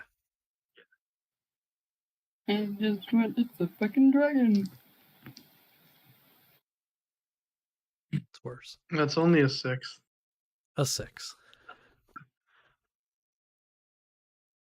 Maybe you just saw something. Maybe it was a shooting star off in the distance. And your vision kind of pulls back. And it was that weird thing of like you've been staring in one spot for too long, just kind of blink and things are fine again. But it's beautiful out. And it's nice. And the little bit of reading you've done previously, your studies that you've been doing, kind of having this time to contemplate, you're making progress.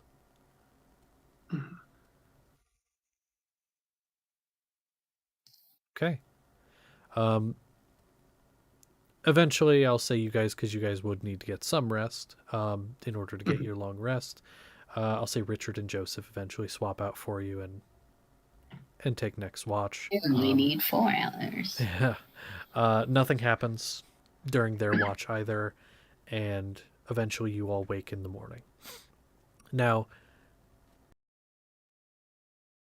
do any of you care if I skip a couple days? Does anyone have any objection? No. Okay. No. So I will say, because it was going to take about a week and a half, you were already a couple days in, a few days in. I'll say we'll go, it's been a week since you left the ruins. You have about half a week left. We'll say, to be specific, 3 days left in your journey to get back to Altney. You guys have been making very good time. The walkers went all the time, but they were a little bit slow. But they were safer because they were above the ground, above the mist.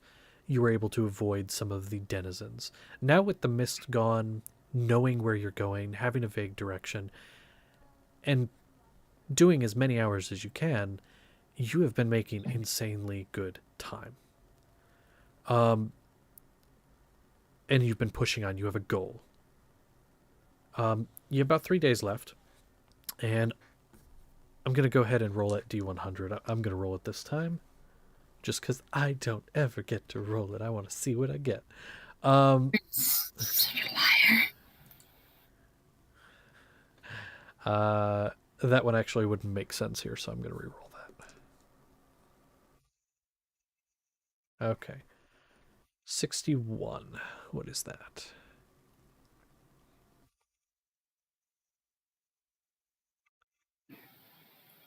That would be funny.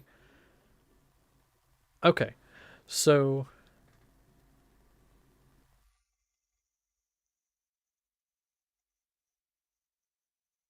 who would be helming this journey today? Who would be like the person at the front helming the journey? Zernus? Probably You got a Me hand and raised? Areli. Yes, I was gonna Alright. say because I have to keep the spell up, and then I'm being carried. Okay, so then the two of you, I'll say that works just fine. You both are leading the journey. As you're walking, you see a glint in the sand ahead. Could be a trick of the light, but you look down, you kind of see it, and as you approach, it's a gold coin. 2 gold coins. Ooh, shiny cursed item. Pick it up. You Yeah, pick it I'm up gonna and pick you up look the at it, coins. and it's a gold coin. Everything is normal about it, except when you turn it over and look at the front face, which normally has the head of the late king of the empire you reside in, from Idux, which, by the way, never even gotten into this, the Scoetian Empire. You look at it, and instead of the head of this late king, it is your faces. One of them has Zernus's face, and one has Aurelius. Well, fuck. Do you take the coins?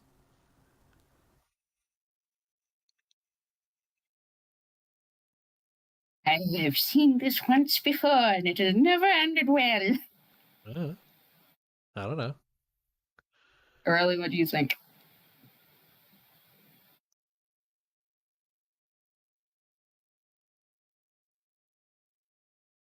One more time. Yeah, What? no, sorry. What do you think? 'Cause these have our faces on it. Yeah, 2 gold coins. One has Aurelius' face, one has Zernus's face, and Zernus has picked them up. Were they? I hand you your one. I'll pick it up. Does it feel magical? Does it react to my gauntlet? Picking it up with no.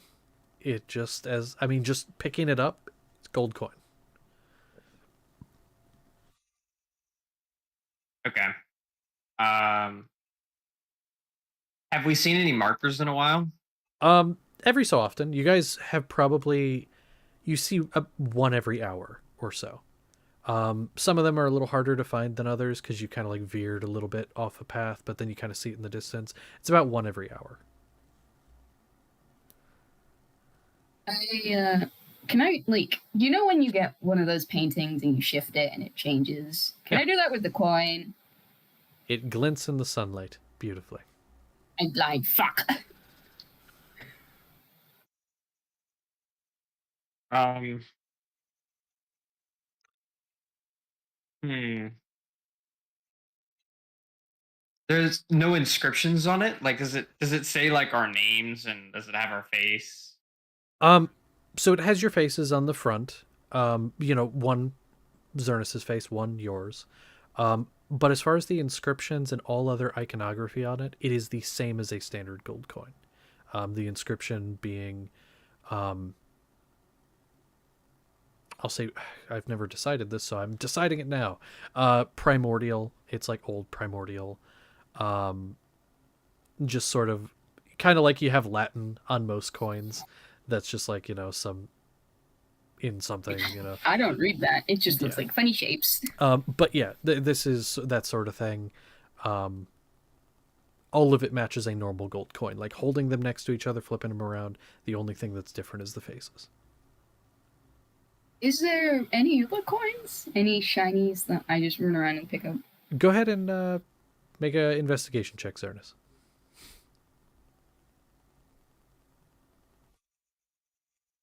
17. 17. As far as you can tell, there were only those two coins.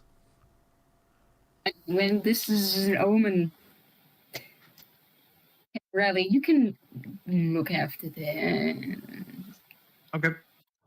Okay. So if you're marking it down, you have two gold coins, one with Zernus's face and one with Aurelia's face. I'll just add Zernus coin in my inventory. Okay. There you go. So you now have those. Do you continue on? Sure. Okay. Yeah. Cool. So you continue on the journey, and it is uneventful. Nothing happens. All that happened was you found two random gold coins laying in the road with your faces. Hey, on Maldat, I want to talk to you. Huh.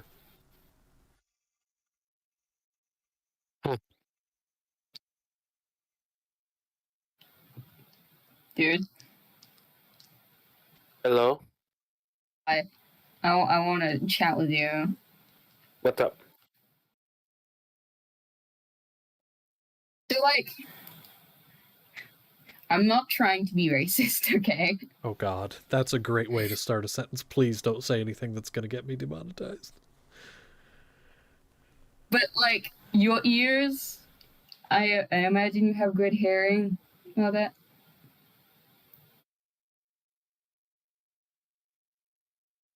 Mm-hmm. What are you going with it? You know, see, right, okay, I understand this is a bad conversation starter. I noticed that you like secret languages, I guess. Maybe signals. Like, I saw you and, Wick doing the tapping thing, and I just thought, maybe if there was other routes, if, like, you can't tap, or example, I'm too stupid to understand the tapping. Maybe there could be something else. Like what are you thinking? Like code words? I don't know. What? I don't suppose you know what a dog whistle is, right? Yeah. Would I be able to hear a dog whistle? What is your plus to perception? +6.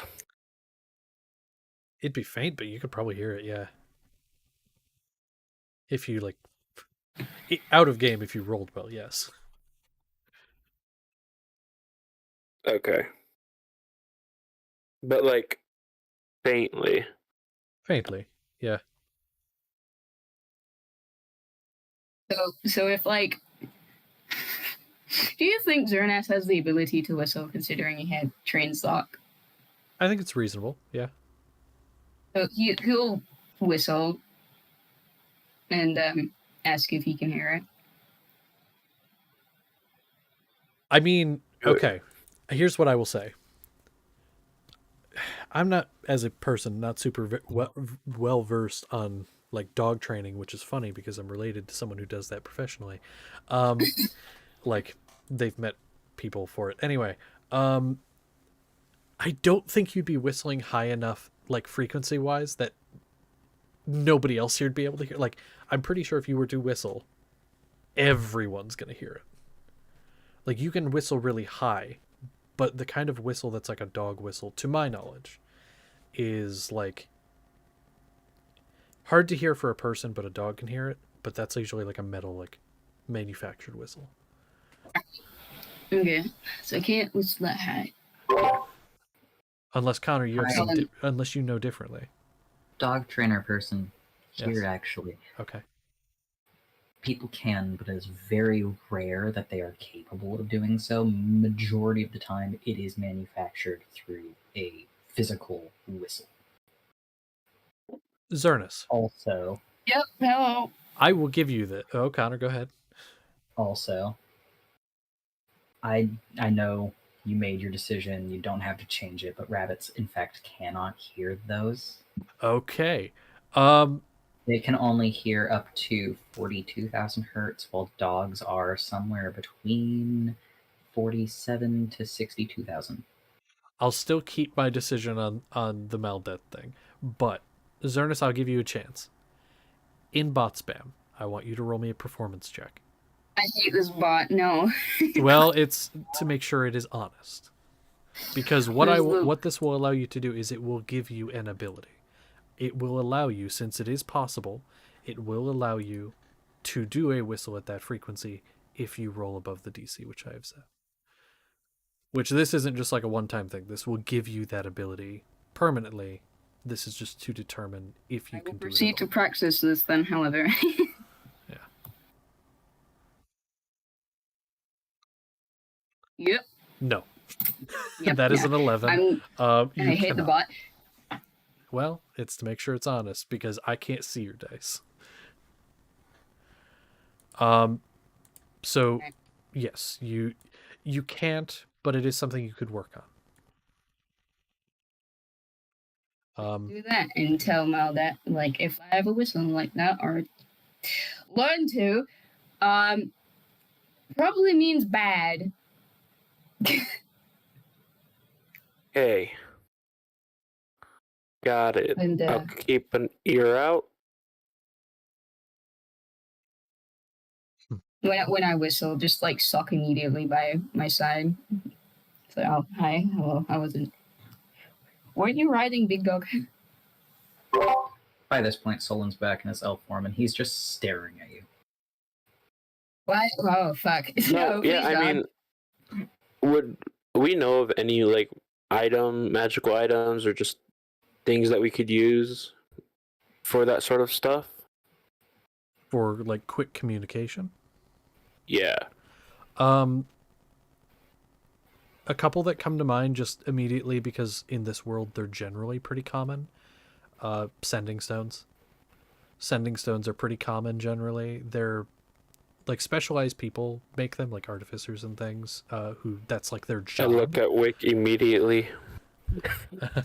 Certain artificers can make them. Sending stones, yeah, you can buy them in most major cities. But that's something because you do have to like talk into it, but you can you can whisper, and the other it will be heard by the other person who has the other one. Say that like out loud now, that. Do I say what out loud? About the sending stones.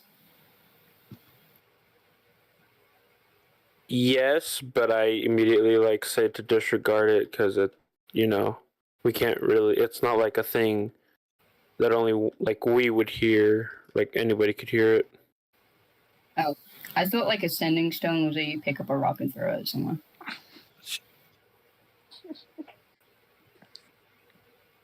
Yeah, no, that's not how it works. I mean, you can send the stone flying, but no. This and Galliard, come here. I feel like Galliard took psychic damage from Zerna saying that. It's like a handful of sand. It's not even a rock. Yes, that's exactly what Zernes thinks. That's great. And so, as you guys are talking about this is actually really topical because I did a roll here. There's like you guys are kind of walking through, and there are occasionally, sporadically, like decayed, leafless trees and things like that you pass.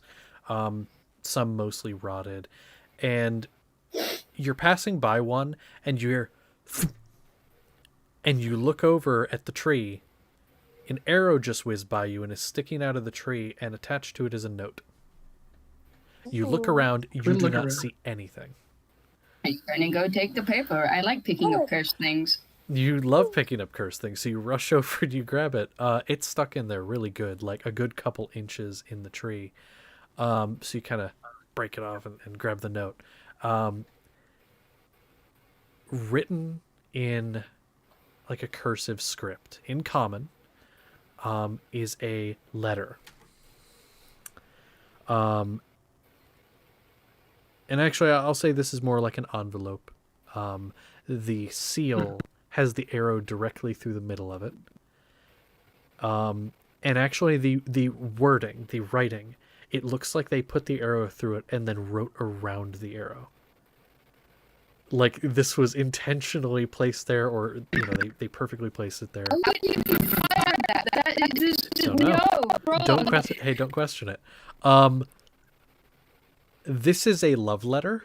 It does not address anyone in particular. It doesn't, like, there's no descriptors. It doesn't, like, describe eyes or anything. It starts out with basically, in the gentle dance of time, my heart has found its melody in the symphony of your essence. Each moment whispers your name, a melody of love that transcends the bounds of space. Blah, blah, blah, blah, blah, sappy bullshit. And it's just this long, like, 2-page love letter to somebody, and it ends by saying, meet me at the dune at dusk. The fuck? I don't know. I wish to turn to the whole party after reading that. Look at them. So who the hell's got a secret lover that I don't know about? Don't look at me. Don't look at me. Don't look at me. Look, I'm going to look directly at either the rat or Wick. Which rat? Yes. God, no. Hello. The original. There is me. Hello.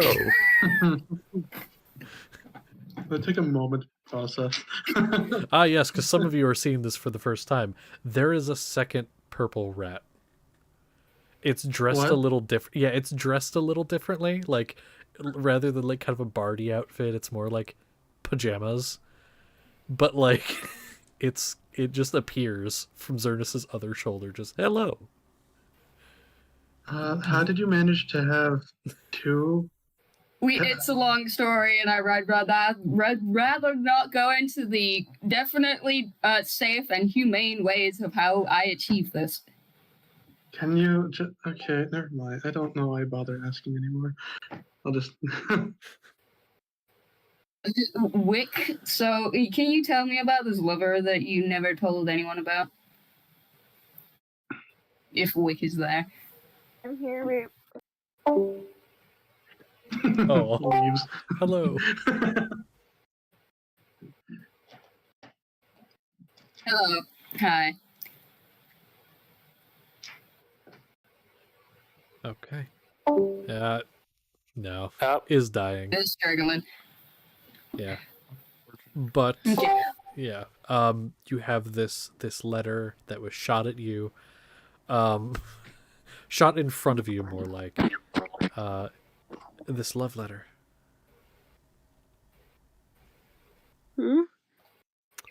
Like, Wick, would you like to tell me who this secret lover you have here? Because they seem very happy and love struck by you. And what Dune do you mean? There's Can I like see so the- many. Can I see the letter? Because I'm a bit confused. My man. Two-page love letter with an arrow through it.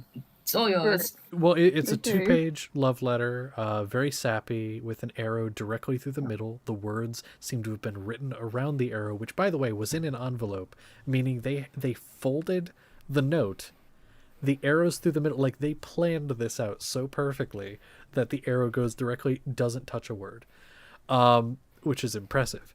Right. It is not specific at all. Like, it does not describe any descriptors about the person that it's talking about. Nothing about eyes or anything, like, nothing at all. Super vague.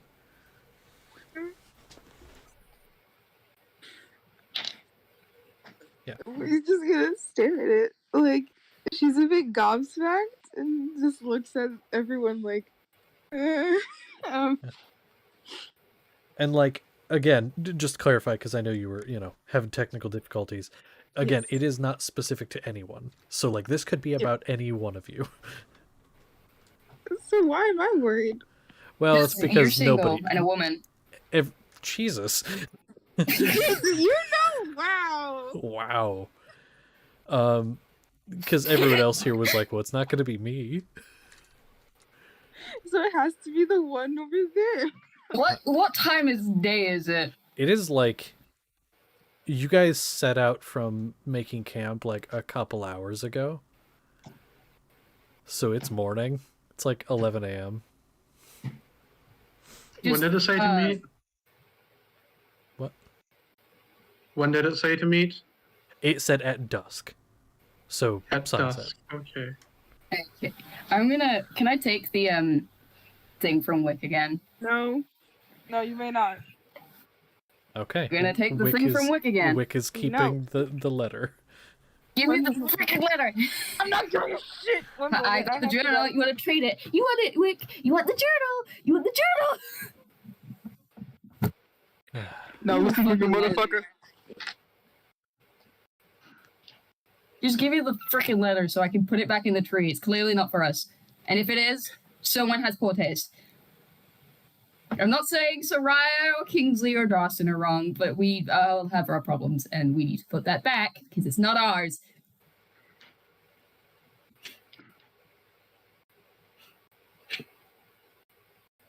I love how nobody questioned if it was for Solon. They just glossed right over him. Like, so it couldn't be for him. He doesn't know how to read, from my understanding. That's a fair point, actually. The party don't know that. They don't know that yet. Well, I mean, Yeah, we look at don't. him. Wow. Such offense. Wow. DM, can I please put the freaking love letter back into the tree? If it is given over. I'm not the one with the love letter right now. I will wrestle this 5'2" short ass motherfucker for this goddamn letter for someone else. Wick, I have a question for you. Do you want to keep the letter? If you are not deceased.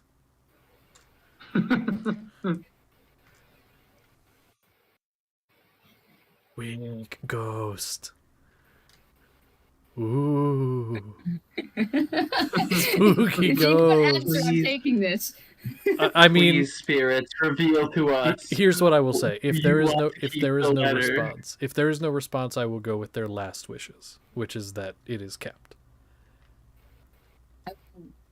That way Wrestle. I am not deciding for another player, and neither is anyone else. They are still muted, so I'm going to just say that their last wish was to keep it. So let's leave it at that, because I'm not going to decide. I'm going for to them. take 5 minutes to summarize the whole freaking letter as sappy as I possibly can in my journal. Take the freaking page out of the journal and stick it in the tree. Okay. I will. Yeah.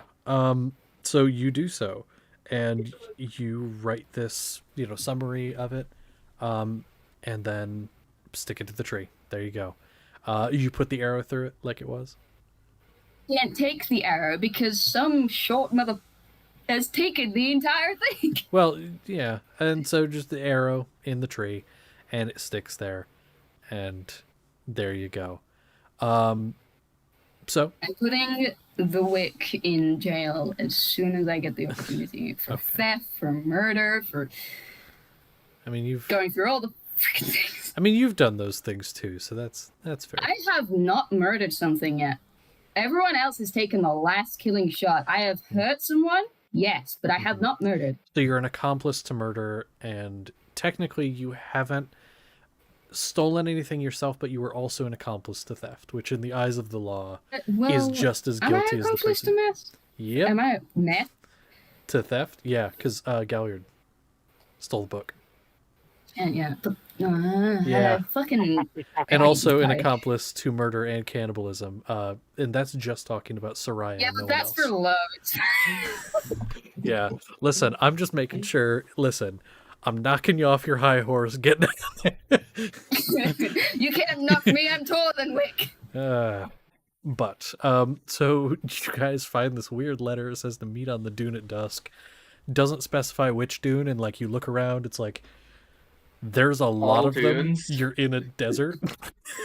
So like, while this is a very like nicely written love letter, they weren't very specific about literally anything. Continue walking. And continue walking. And I'm gonna ask the rat to play some music. Which rat? The best rat, the OG rat, the best OG rat rat. that I love and adore and will protect with my life, and not that imposter who deserves to be skinned and eaten. Hey. Damn straight. As this is happening, I want to ask, how do we have a second one? We don't. Again, I don't want to go through the specific. I did some very humane things with my son, and that was it, okay?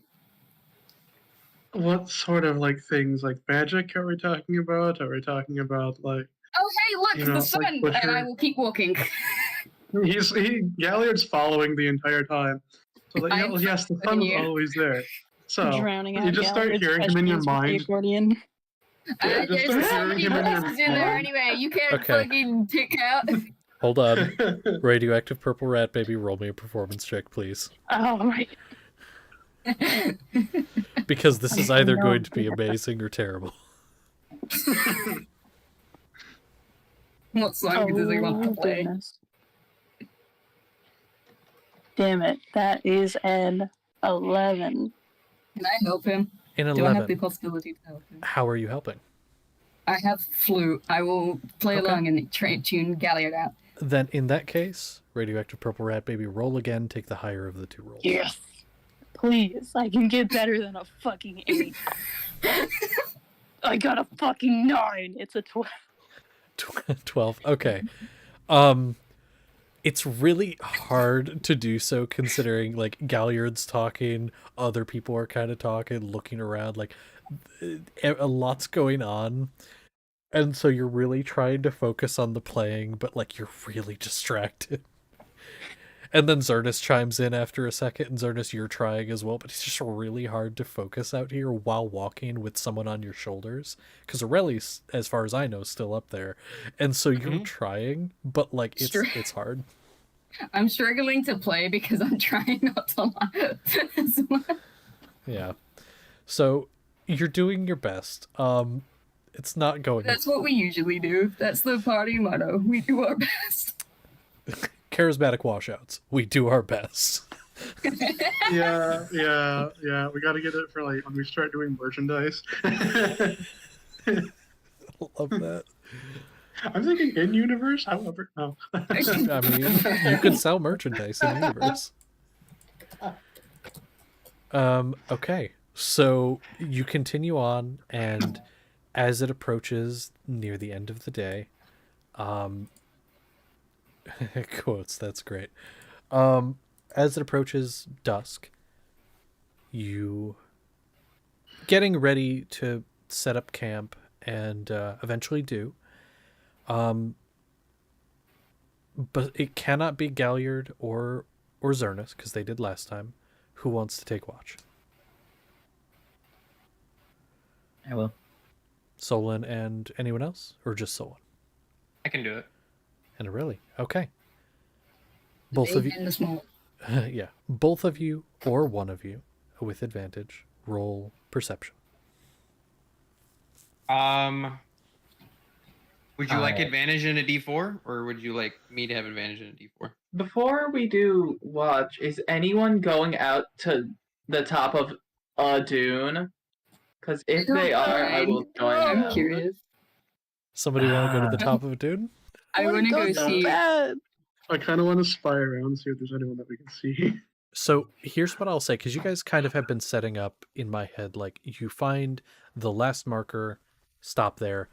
It's mostly flat around you, but there's one dune.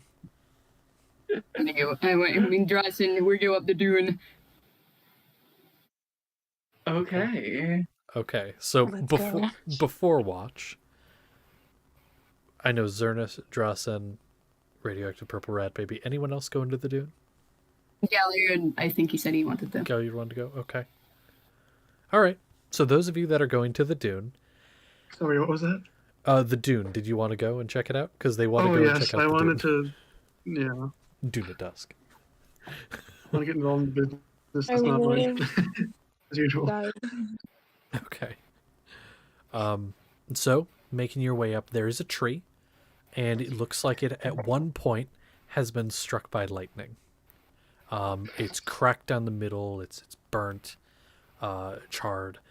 Oh dear. And you make your way up, and it's a pretty clear night this night as well. Little more cloud cover than some of the previous nights, but it's not like storm weather by any means.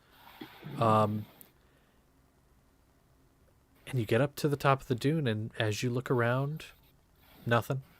It's still pretty, like, it's approaching dusk. You have probably an hour till it is technically considered dusk. Do you want to wait up at the top of the dune? I like to wait up the top of the tree. Top of the tree, okay. I will wait not at the top of the tree, but top of the dune. Okay. I don't know if you can tell, but I like climbing things. I have noticed. Yes. Okay. So I those don't of want to you climb. I'll stay with the goat. stay with the goat. Okay. As you guys are up there, you all, and this is everybody at the, like, because I'll say you guys have your camp set up already there, because that's where camp was being set up. You start to hear, all of you do, this faint sound of music, like a lute being played, coming from the tree. What the Ooh, I'm on it. Shit. Oh no. I'm gonna look down the middle and let's split. And Wick, did you say you were going? Yes, I would be following the group. As if I'm not here, default, she follows. So, Okay. Okay. Sorry, what happened? There's sound of music, a lute, coming from the tree. Very faintly. Oh, I climb tree. Yeah, it is. You've is it been any sort wheezing. of familiar? Uh, Is it It like is. a familiar tune, or is it like just like a random melody? So it is a tune a lot of times you would hear if you went to like a really nice restaurant in Kingsport. It's like a kind of Oh, yeah. upscale restaurant, but instead of it being strings and stuff, it's a cover of the song. Like it's a cover on the Oh. lute. Yeah. So like it's not as nice as like the classical orchestra, but like it's a lute. It's a cover. And it's coming from the tree. And then as all of you watch, the tree starts to split. Like the center of the tree splits into what looks like an arch. And it's darkness on the inside. Yo, What do you want to go into the abyss? no. I asked the group. I feel like we're going into it anyways at this point. Walked for so long, and so only desert. This is new, and I'm going to swing from the top of the tree into the abyss. And Well, Zernus if Zernus is gone. going, then I guess I should go. Yeah, okay, damn it. Zernus is gone. I'm running along as well as Drawson, seems. So I want to ask, is there I'll anybody probably be at who... around the same part as Galliard. Okay. Is there anybody who doesn't want to go? Because all of you see some of your party members go into the tree. Is there anyone who chooses not to go? This is like a sphere of annihilation or something. Having Alice in Wonderland vibes. Like into the tree, or like That's where they're going. Yep. What could go wrong? Yeah. I'd rather wait. I Wait. don't want to play sucker. zoned out. Why are we going into a tree? So I'm The going. Dune. the dune that was referenced in the love letter, or at least you assume, there was a tree that looked like it'd been struck by lightning, and there was faint sound of a lute coming from the inside. Now it is an archway with darkness on the inside, and some of the party just decided to go inside. Mm. Okay, I'll stay outside. Stay outside. Okay. Yeah. Anyone else staying outside? Wick will, because I have no clue whether to stay or go. So- Okay. Yeah, So it takes me. so Wick will stay outside You then. jumped into it. And Solon, you are the only one I don't know. He's dark. Stays. Stays outside. Okay. So everybody but those three. Because I'm guessing radioactive purple rat baby, do you go inside as well? I know you were not with Yeah. Zernus. You do go inside. Okay. We'll start with Zernus. I'm gonna have you make a roll for me. Do you have D6s? How many? Okay. Can you roll 4 D6s for me? Oh, fuck. Wait, really? And then just tell me what they are. Oh! I'm scared. 19. Not the total. What are they individually? 6, 2 5s, and a 3. Okay, remove the 3, so... Okay. Oh, shit. So 16, write that down. Oh, for fuck's sake. Just, okay. I hope you know I am fucking with you, by the way. I'm not, like, I think some of you know what's going on right now. I'm fucking with you. I don't. I'm You don't know dumb. what's going on? So 4d6s is what you roll when you're rolling ability scores, and that's what you have to Yeah. do when you're making a new character. So I was Yeah. treating it like you just died.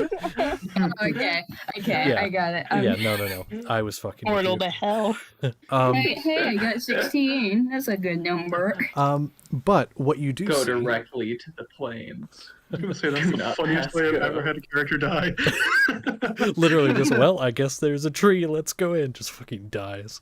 Okay, Listen, that's the way I got. I was born from a tree and I died in a tree.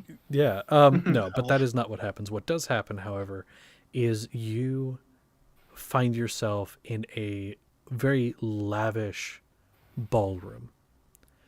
You find yourself in a empty space, but all around you there are people pirouetting around the room. The music now is more like Galliard, what you'd probably recognize. It is not just the lute, it is the full orchestra. This is generally what's considered a love tune. There is still a lute mixed in there, but it is not the main instrument in this. And people are dancing all around you, and up on a balcony, you see a person wearing a red suit, black shirt, no tie or anything, just red suit with black shirt, open blazer, and yeah, Brent totally thought I did it. Which, oh god, it would have been funny, but I would have felt like a dick. If it was one of you that went in, maybe, but it was like half the party, so no. Plus, that was not the plan anyway. But so you guys see this large ballroom, this gentleman, black pants, red blazer, black shirt, and a white bow tie, wearing a mask that looks like a bear. Looks like a silver mask. And as you look around you, most of the people are wearing different animal masks as well. And then you realize each of you are wearing animal Very masks conventional. as well. Oh, what the fuck? Zernus, you are wearing, kind of catching the reflection, because one of the walls is quite reflective, kind of looking over. I'll say, yeah, actually, I'm going to start with Drasen. Yours is a deer. It actually has antlers that come up off the top. Aurelie, yours is a wolf. We have Zernus, yours is a rabbit. Oh, for fuck's sake. Radioactive purple rat, baby. It's kind of funny because it is just a rat. Like, it's just a silver extension of your face. Normal core cosplay. Yeah, It's like wearing a human. literally. Yeah. I wear Um, this. And then Galliard, you were there as well. I'm gonna say yours is an owl. Ooh. And each of you like kind of notice these masks are on your face. It's like, whoa, where did this come from? Everything else I'm is gonna normal. panic. Like, oh god, did I turn into my Oh, no, okay. But as you kind of fiddle with it for a minute, it does not come off. This is normal. I wear a helmet. Yeah, but and your helmet is, if you were wearing any kind of helmet or headgear or anything, it is currently gone. It is just the mask. And this Oh is my just god, a my ears are exposed. I'm gonna be cold. Oh. it's just a face mask. It's not like a full helmet thing. It's just a face mask. Can we made of take silver. them off? They cannot. They do not No. come off. No. You kind of fiddle with it, try to take it off. Does not come off. And Galliard, you have a little extra feature. So you are an owl. Your mouth feels weird. Really weird. Like, you kind of reach up when you're fiddling with the mask, and none of you see anything. But Galliard, there's protrusions where there shouldn't be on your face, lower end of your face. Oh. Wait.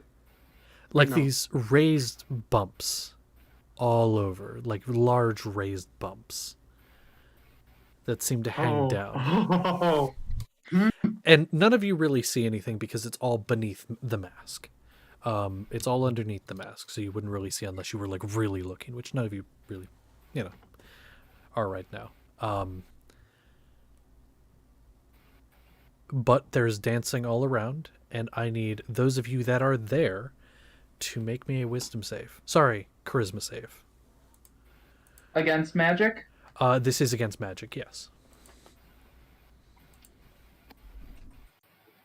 I need to do this for my honor. Is this I need to see this Against- for my honor. For your honor. is this against being charmed or just magic? It is against being charmed, yes. Elf moment. Frick yeah! It is technically a charming effect. Where do we want to put this? Just dice rolls. It's always a good place to put it. I'm pretty sure all of you succeeded. I'm just waiting to see for Even the Zonus. Yeah, 15 does succeed. It's not a super high DC. Oh, Zernus, you posted yours already. New profile picture. Still getting used to it. Okay. So I believe that's everyone, because 1, 2... Doing math, sorry. Aurelie, did you make yours? Oh, Aurelie Yes, I did, did. but it's in a different chat. Yeah. I got it bad. here. Force No, habit. you're good. So all of you are fine. You do feel, especially Galliard, the weird like facial thing, you're kind of distracted and you start to feel your body move to the rhythm of the music. But then you're kind of like, wait a minute, this isn't right, and shake it off. And all of you succeed, but you do start to feel yourselves boogie a little bit. That man, he's up on a balcony, right? Where's yeah. Otto? Yeah, up on a balcony above. Yeah. I'm gonna go fucking climb it, and he's like, you better fucking stop. Okay, you can try to climb one of the pillars that lead up there. Monkey noises. Okay, roll me a either acrobatics or athletics check. It looks like you've hurt yourself. Are you okay? What happened? Are you okay? I just punched my desk. Oh, Oh, that sounds How bad? painful. And what did you say? Acrobatics? Acrobatics or athletics? Both the +4 is a 23. 23. Oh, you got a natural 20 on that? No, I get +4 to my step. I got 19. Oh, okay. So you begin to clamber up, and the figure doesn't seem to really react to it. Just kind of looks down and watches as you climb. And you're up there now. Hello there. Just kind of looks over at you. The bear mask. Can I help you? Yeah. What is this? And gestures to all of it. And then his mask. Is my ball. I know who I'm playing with. I need to choose my words more carefully. We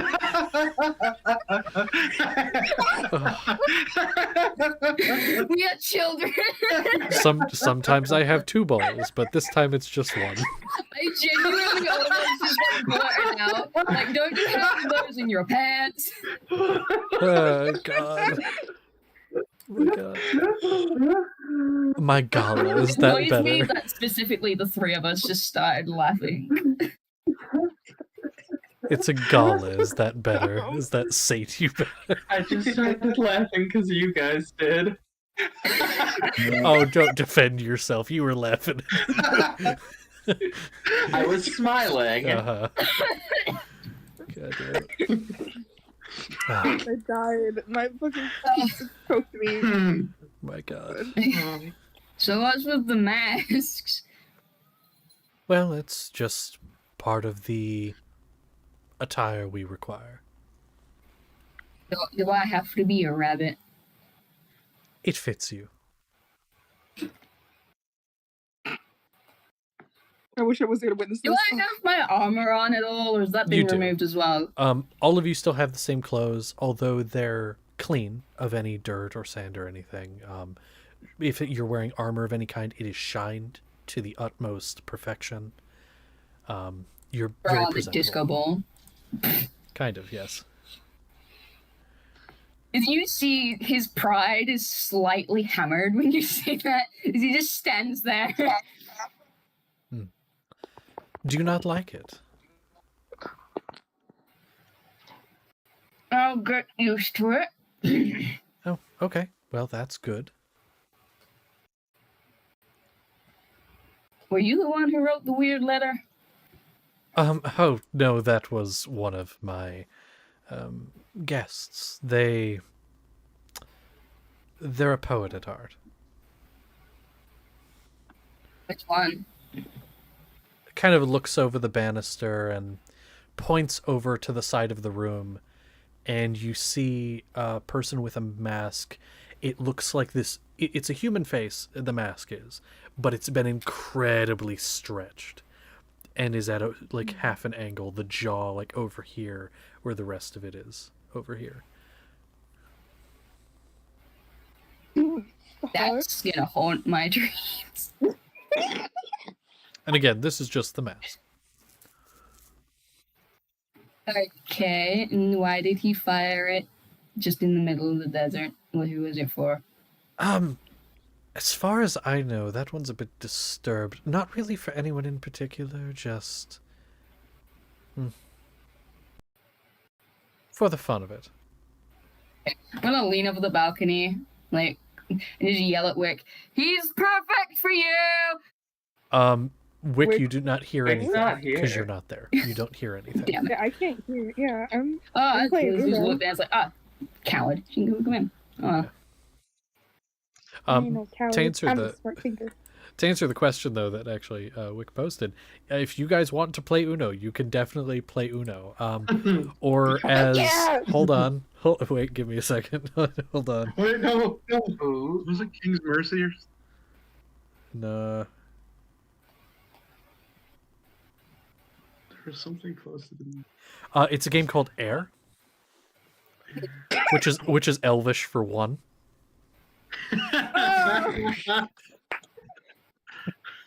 It's Uno. I want to play with everyone. We're just waiting for Yeah. our friends to come back from possible death. So Yeah, of course. Yeah, we just never come out. Sorry, guys. New characters. I mean, that's a possibility. So you're up no. there, Zernus. What are the rest of you doing? I have no idea what to do at a fancy party. I've never even heard of this before. I will say, all of you that are down there, there are servers coming around with various drinks and foods and things like that, and they do offer you some of these hors d'oeuvres. Do any of you partake? I have not learned from Aldney. I do partake. Okay, that's fine. Jumping on that tray. Jumping on the tray, having some snacks. Okay. Anyone else that's currently there? Zernus, this isn't you in there because you're not down on the ground still. No, for the rest I of you. like tall places. Galliard, do you Before partake? Galliard goes to take one, he's going to try to focus. The whole scribe's wizard thing. They can cast a ritual spell with the usual casting time once per day. Mhm. We're gonna try and detect magic that and see if there's, we're getting anything from these. 'Cause I don't want to, yeah. Specifically the hors d'oeuvres, and then after that, see if there's just any sort of magic presence with the rest. I'm gonna need you to make me a perception check, and this might Okay. sound weird, but I'll explain why when you roll. Because casting detect magic, and that in my head, I always just think of that as things glow with the to show if it's magical. The whole place is glowing, so let's see if you can pick out the individual things among everything. Galliard is now overstimulated. Kind of. This is your moment. Yeah, that's a 15. Okay, with a 15, it is it's everything. You can't tell if these hors d'oeuvres themselves are glowing as well, or if anything, because it's just this swirling colorfulness. The only things that aren't glowing are the people. And even some of them are, you can tell with a 15, there are some on the people, there's illusion magic in some of them. Maybe their outfits aren't necessarily real, but the people themselves appear to be. And you do hear their heartbeats as well. These people are real. There are real heartbeats here. But Okay. you can't tell if these hors d'oeuvres or drinks or anything are, because just everything is so bright. Galliard will just now shut down and sit down, put his hands over his eyes. Okay. Just leaning forward. Bro can't handle the shapes and colors. He was always a lines and numbers fool. But it's the song "I'm blinded by the light." Literally. Basically.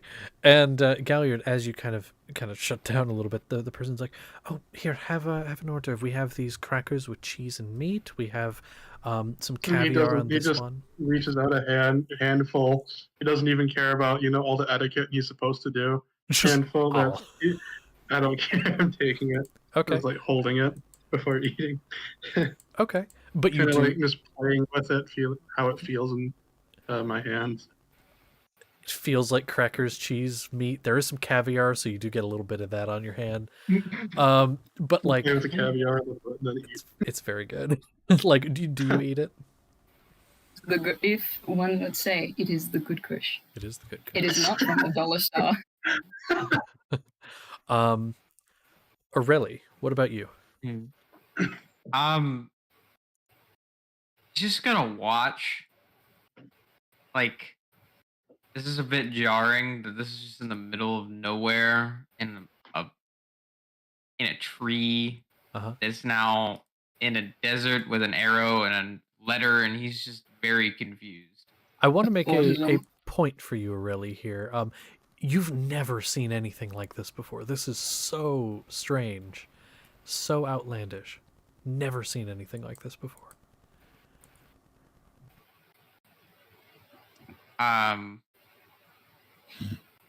Is the mask is it moving or is it just there? It is just there. These are solid masks. poke it. Poke it, and it is a physical metal mask. Maybe it's silver in color. Hard to tell exactly if that's what it's made of. Could be steel, iron, but it is a shiny metal mask. Inside appears, you can kind of feel it against your face. That isn't metal. There appears to be some like cushion on the inside, maybe cloth or leather. But yeah, it's real. Is it dark in here? Very bright. There's chandeliers, torches, and even the areas that don't have lights that you can see are lit up. He'll just hold the mask. And wait. Not putting it on. That's dumb. Oh, the mask is already on your Already face. stuck to you. Yeah, Oh, it already is. on. Oh, it is on. Okay. Yeah, and you okay. can't take it off. It's on. Yeah, we're stuck with it. Ah. Yeah. I'm gonna turn to bitch who called me Rabbit. It was like, okay, can we leave? Is that something you'll allow us to do? I mean, you can do whatever you want here. You want to leave, you can leave. Do you want to stay? You can stay as long as you like. If you want to dance I also until thought your mine legs to be give to out. punch him in the face. No. If you want to dance till your legs give out, that's an option too. Or if you want to see your loved ones, that's also an option. Everyone is here. Yeah, mate, why would you perk my interest like that? What? Your loved ones. They're here. Yeah, you see him like immediately like perk up. Like, what? What do you mean? Kind of looks at you for a moment. And could you make me a wisdom save? Oh no. 18. What's my modifier? Wisdom save me, please. It's 22. 22, that's more than enough. You feel his eyes boring into you for a moment, as if he's studying you. No, that's the rise job. Go away. You are aware of his probing, but it does not stop him. And he kind of snaps his fingers, and from a door behind him, one of the rooms, out walks Soraya, wearing a long, flowing black dress. You can tell it's her, the physique, the way she's carrying herself. It's like the last day that you saw her. She is wearing a... what mask would she wear? She feels like a stone. A stoat? Okay, I can agree with that. Wearing a stoat like mask. yeah. Yeah. I think that works. And she's wearing this mask, her hair falling, cascading over her shoulders, and through the eye holes of the mask you see her eyes staring back at you. You can't see the rest of her face, of course, but she looks happy. You know how Galliard shut down and it's just like he don't care no more? Yeah, no, that Zernat's gone too. Bye. Okay. Perfect. Okay. And she sidles up next to you and takes your hand. Do you allow her to? Is that ever a question? You know Okay. he does. She feels as real as the last time you saw her. God, it's almost a month ago. And holds your hand, and she begins to talk to you about, you've been gone so long. It's good to see you again. Your family is doing well. I came to say hello. Is Pandora there? Pandora has kind of always been with you. She's kind of tucked in the armor. So, as far as you know, she is. She hasn't poked out yet. It's just like Pandora. A little head pops out, and you see there's a tiny little boar mask on the face. Like, really tiny boar mask. He's like, yeah. It's just completely not functioning because pretty lady go work. I don't think I'm gonna be able to drive myself out of here.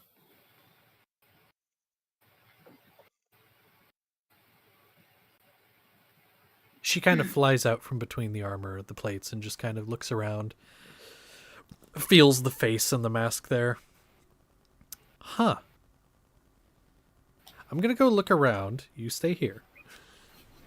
I'm not going anywhere. And he's just like slowly just melting into And she puts her arms around you and holds you close.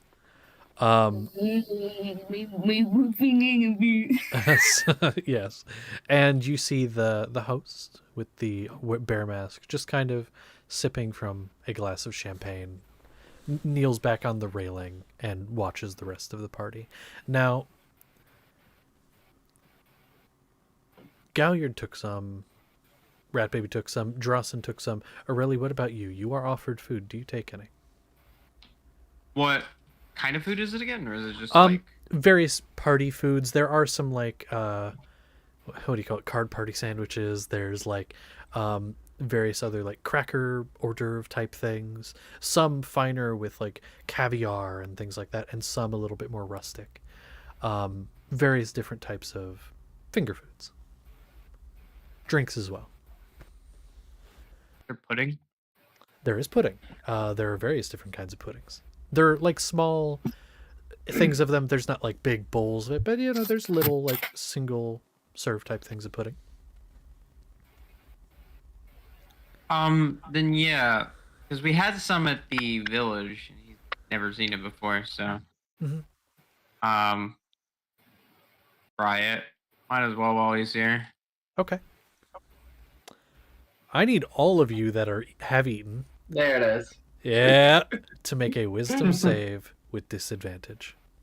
Disadvantage. Disadvantage. Oh, man. This is a magical effect, though. It is against being charmed. It cancels so out. if that is a thing that affects you, yes.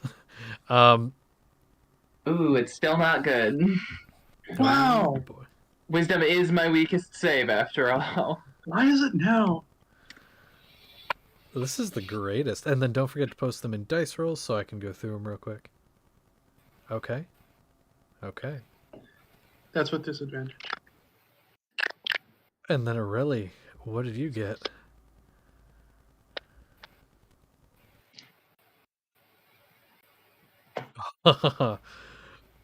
So wait, what's the total on that? Hold on. Oh.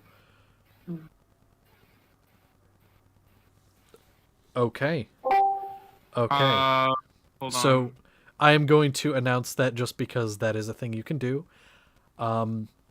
It is something you have to say after you have immediately rolled. And Aurelie is the only one that did. Aurelie, you have chosen to nat 20 that. That means I have a nat 1 against you later. But that means that this is going to be a success for you.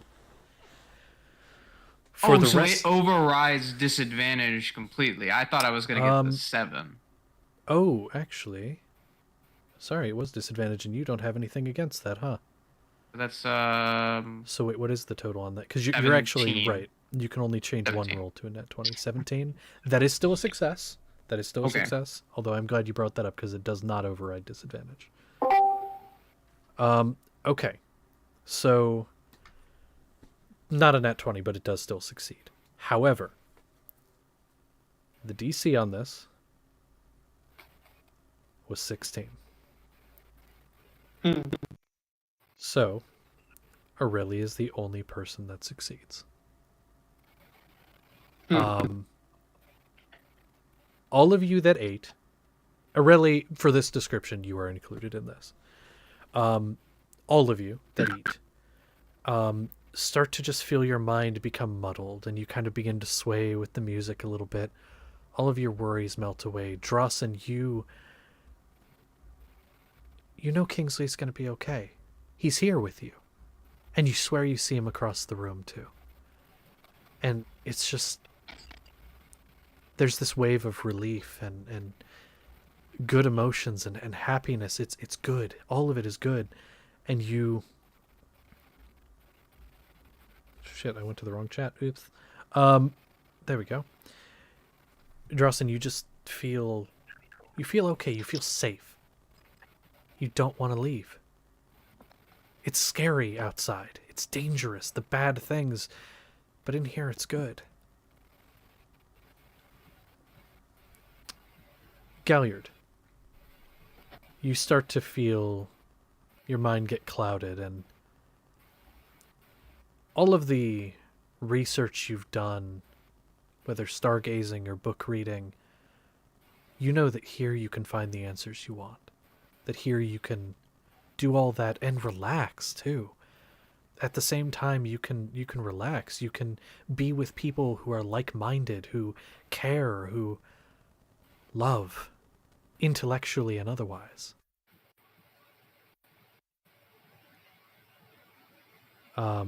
Radioactive Purple Rat Baby, there's music here. You can play any music you want, and everyone will cheer for you. You can find a place to stay rather than wander. I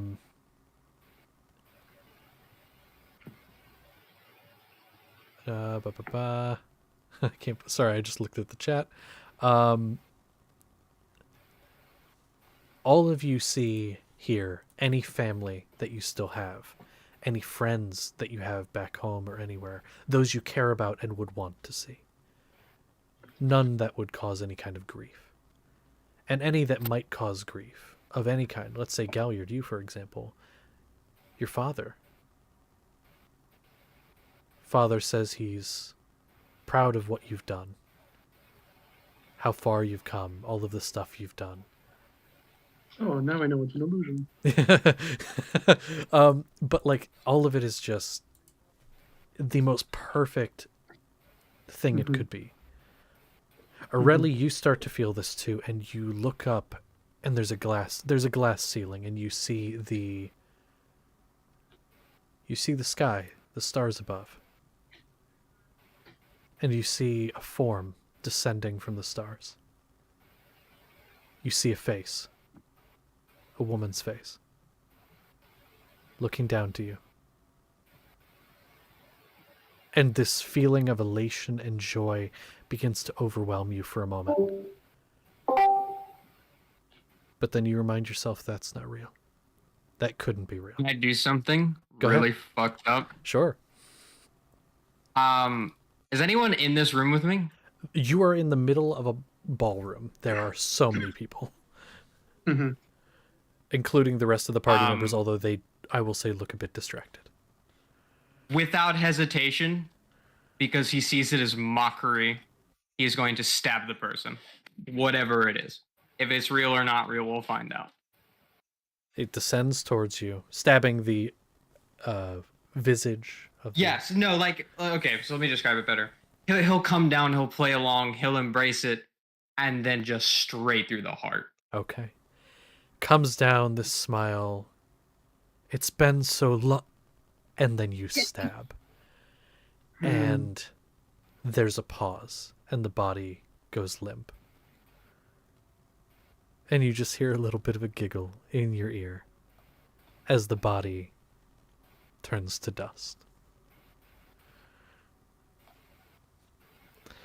The rest of you are a bit distracted. Zernus, you included. You didn't make the save for the food, but you are very distracted. Yeah, no, you introduce Soraya anywhere, and I'm not paying attention to anything, everything, or to my own breathing. So, I'll say Aurelie, because you are the person who has recognized the illusion. What do you do?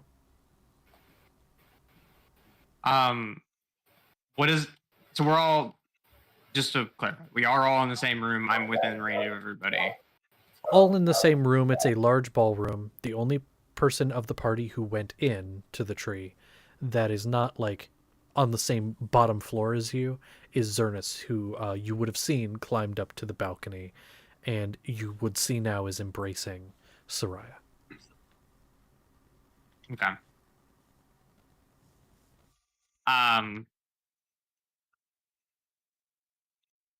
He is going to approach,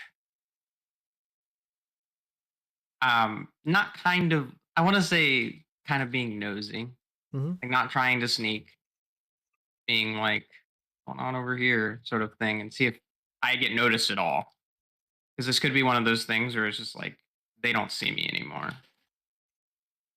I want you to roll me a perception check to see how much you notice, because I will say it seems like people are noticing you, that you know immediately.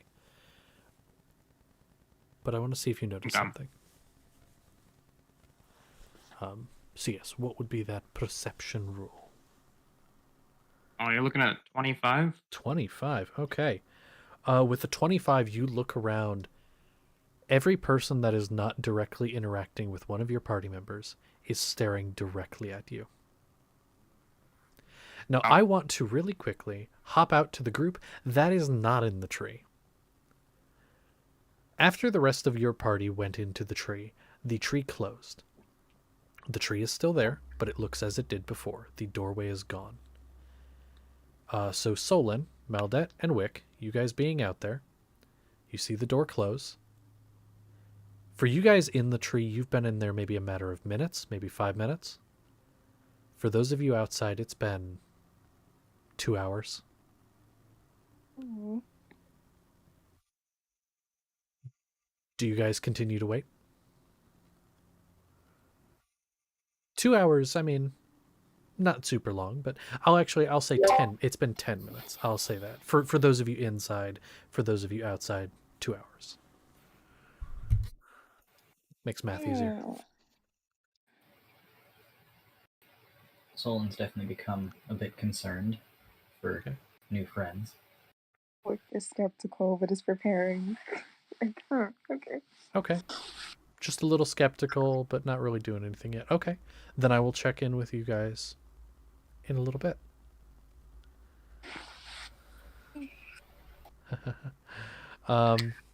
So, back into the tree. Those of you surrounded by friends, surrounded by family, surrounded by acquaintances, people you remember, catching up, laughing, enjoying each other's company, embracing each other. And Aurelie, what are you doing?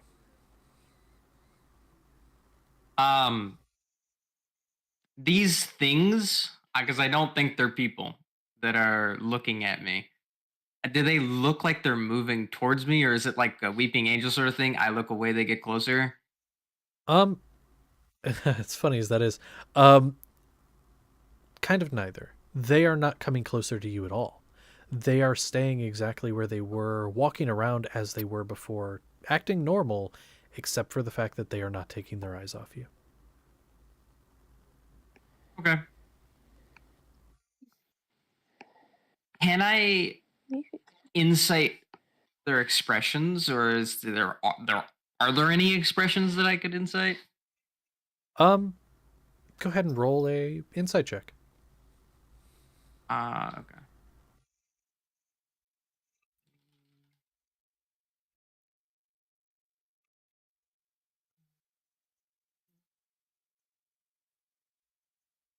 Ew. Oh wait, no.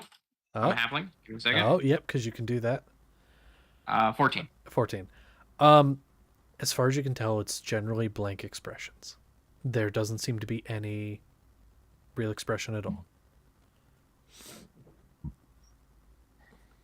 Okay. I will amend that slightly. No expression other than what was on their face before, which is kind of eerie. Those that were laughing before continue laughing, but their eyes are not trained on who they're speaking to, but on you. Those who might be looking a bit angry, there isn't many, but like kind of like jokingly angry, their eyes are on you, but they keep that expression. Whatever expression they seem to have before, they keep, but their eyes are on you.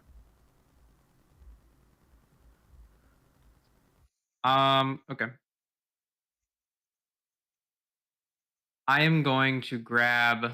Is Zernis drinking something? Zernis, would you have taken a drink if, say, Soraya offered No. you one? No, wait. Fuck. Soraya offered you some champagne.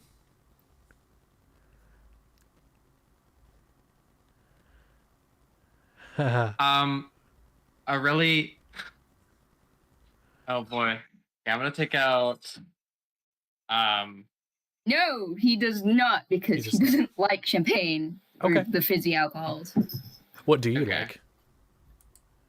What does Zernis like? He Because that's what he likes would be fruit offered. Things. He likes cocktails, I'll say that. Get you like I don't know my cocktails, to be honest. Whatever Zernis's favorite cocktail is. Funny or not, it's called Sex on the Beach. Oh my god. Whoa. So, you were offered that. And this would be Well, you're up there already. Cosmopolitan's a pretty popular one. True. I've heard they're good. I haven't had it yet. Okay. Wait, hang on. I've been given an alcoholic beverage. It is whatever your favorite would be. Very fruity. You know what happens when I get drunk and has never offered me a drink before. I mean, there had been drinks offered during the meals you guys had together. Whether or not you'd taken it was up to you, but there had always been drinks that were offered. And she is kind of here. I'll say basically what she says. She's basically like, "Do you want to have some? I'm going to have some. Would you like some?"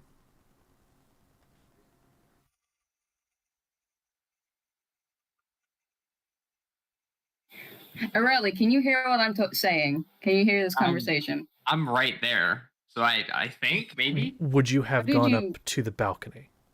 Yes, yeah. I wasn't trying to be subtle. I said okay. that. Yeah, okay, so you went all the way up on top of the balcony. Okay, then yes, you are there. And Aurelie is there, Zernus. Do I notice him?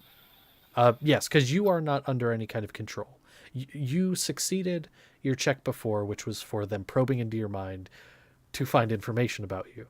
You are not under any kind of charm or anything because you have not been subjected to it.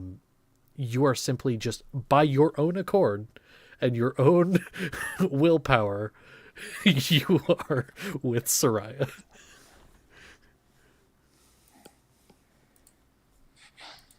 I'm sorry, Aurelie. Just for a split second, I don't notice you're there. I'm completely captivated. And as she asks me, I just say, no, can I have you instead? You can't really see her face, but she sidles up next to you and she takes a drink of the drink herself. Aurelie, you're there watching this happen, and the one with the bear mask is the only one not looking at you.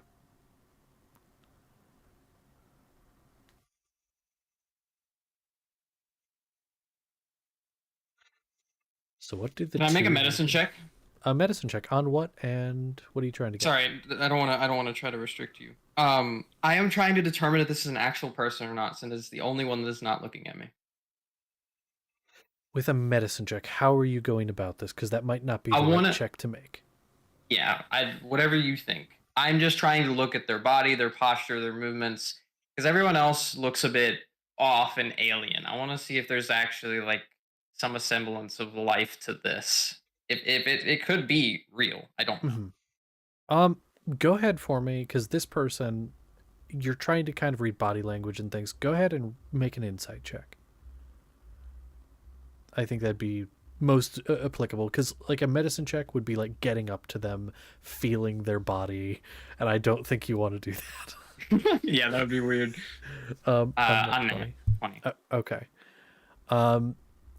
So thinking for a moment about going and feeling them up. No, you kind of think for a second, and you're looking and reading the physical form and the posture, very relaxed, leaning on this banister, just kind of looking out across the area. You can see a little bit behind the mask. There's a faint smile, just sort of that smile of like content, very like contentness. Does glance over at you briefly, and then just kind of goes looking back. Far as you can tell, they seem to be a real person, just kind of reading their language.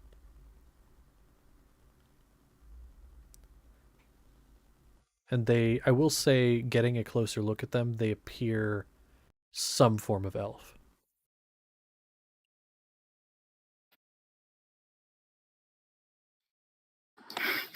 Being a rock in a hard place right now.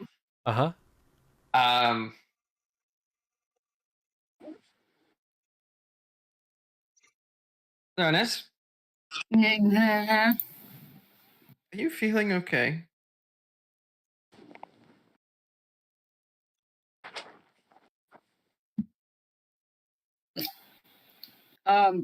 Yeah, Agreed.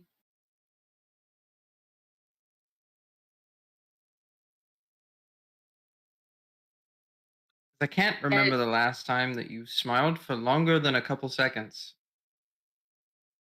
He's well, yeah.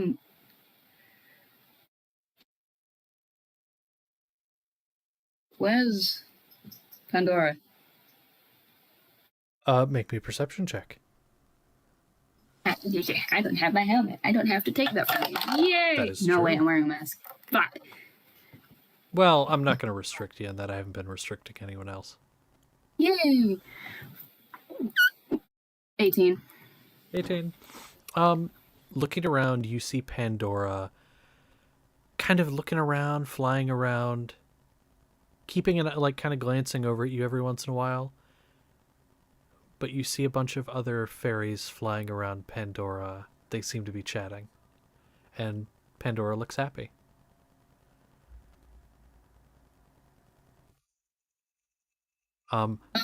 Also, Aurelia, you had commented on, seeing Xernus' smile. Soraya kind of sidles up closer to Xernus, even closer. It's such a wonderful smile. I hope you could stay here longer so I can see it more often.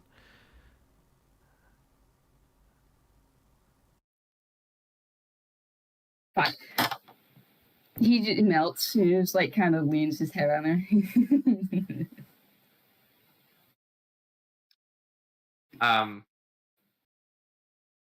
You trust me, right? Yeah. He's going to... I swear to God, if you do what you did to yours, I'm going to harm you. I'm so ready. He's gonna pull out something out of his bag, putting his fingertips to his temple, going to cast Encode Thoughts. I'm just feeling a bit weird. Can you take a look at this and tell me what you think? And he's gonna gesture over to you, just very casually. Yeah, he just rubs his head.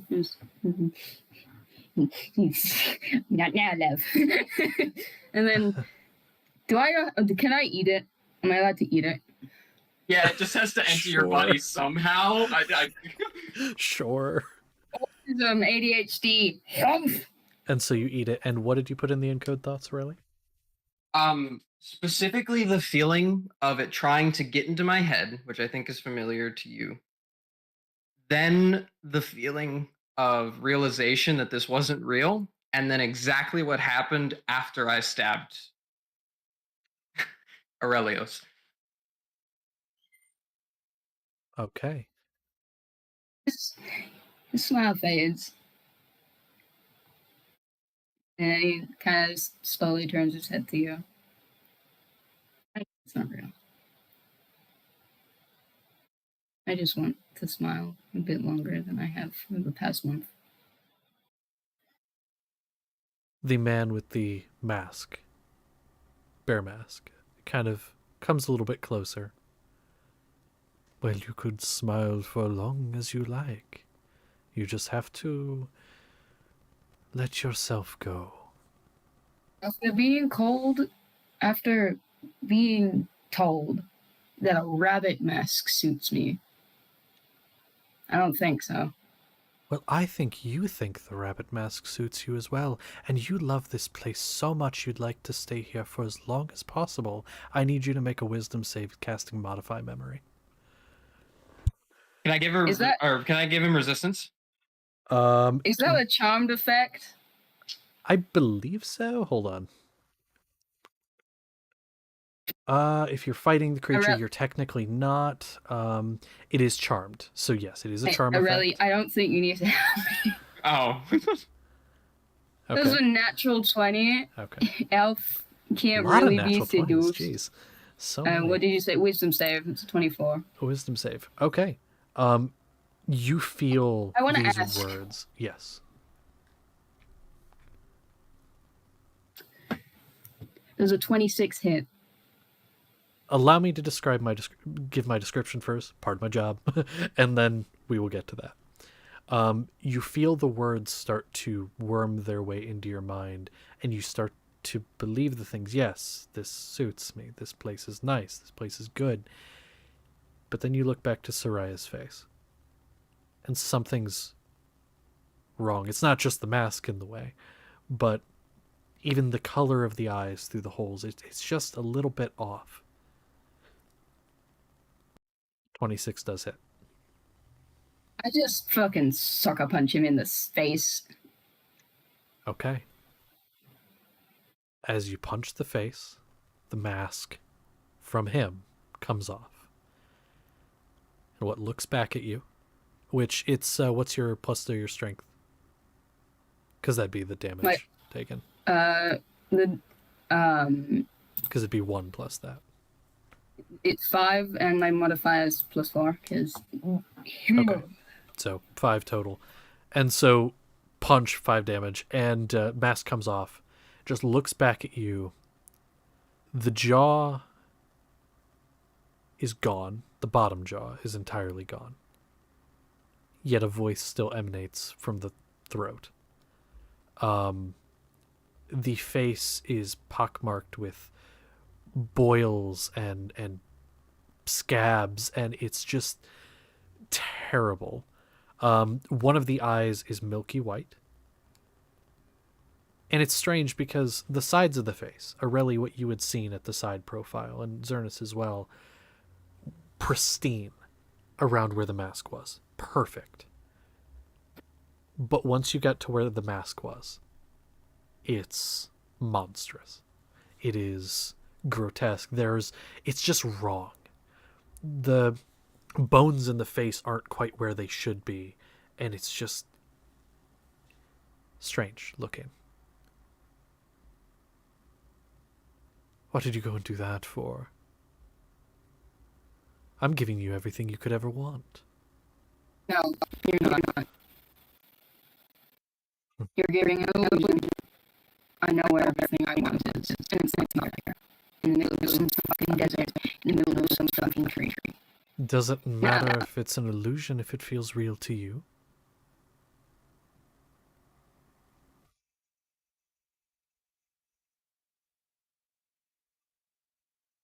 I'm gonna spin around my dagger and hand it to Zernus, and brother will say, "Illusions are a fool's delusion.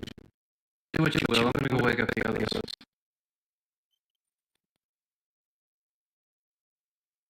We're gonna grab the dude, bear boy. This was his name. Inside the shirt. Doesn't fight Come it. closer. Does not fight it. Okay. I'm sure you're doing it with resonating, and you're probably feeding off whatever emotion is happening right now, because weird creatures are out there. But I'm giving you a chance. You can let us go, or most likely you're going to end up getting hurt. For all of your threats and for all of your things, you seem to have forgotten the first thing I said to you. Your first question. Could you leave? You can leave any time you want. Just head through the door. I'm not holding you here. I simply gave you an incentive to stay. But I'm not holding you here. You know where the door is. And he lifts the one arm and points back toward where you came through. For those of you outside, it's been about 4 hours. Those of you outside, do you wish to do anything? My brain's tempted to chop down the tree. I don't know why. My brain thinks it might open the door if we are thinking Do you want to try? this. You are welcome to try. I would love to try. Yay. Okay, so you go up. Do you have an axe, or what are you using to try to chop it down? Do you want to enlist Solon to help with the massive sword? Yes, Solon. Please. I don't know. Why do people keep knocking on my door? Just yell at them, go away. There's just sandals here. There's a ghost in my house. Ah. What? should do that. I don't like it.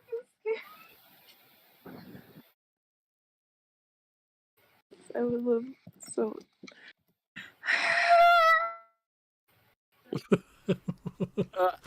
What in the fuck? They just became Just ash, dies. just disintegrated.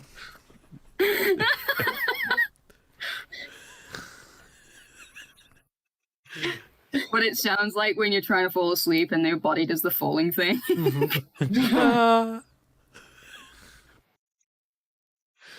Okay.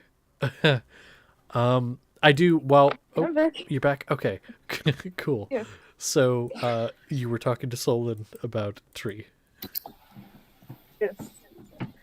There's tall man. Help me break this tree down. She would say with the necklace.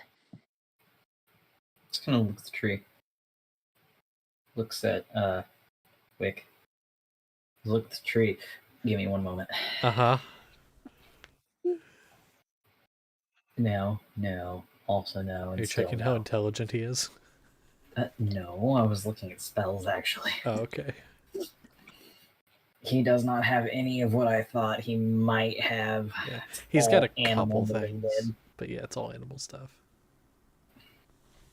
His intelligence is shit, but his wisdom's really fucking good. I'm wise, not intelligent. I learn from mistakes. Wrong, I don't. I just know mistakes. He's just gonna kind of tilt his head. Should do that. We don't know when they're coming back, and I don't want to hope for the worst, that they're dead. So I want to break this tree to see if it'll open the gate again.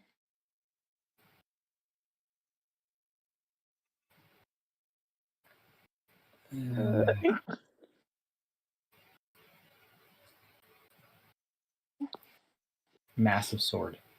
Uh-huh. Massive sword. Plunges into the ground. And holds it there. He's not going to. Why?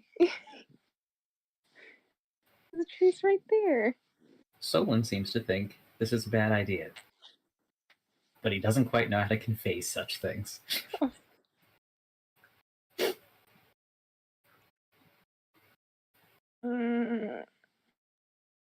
want to wait longer, but shit. Okay. So, do you or do you not plan to bust this tree down?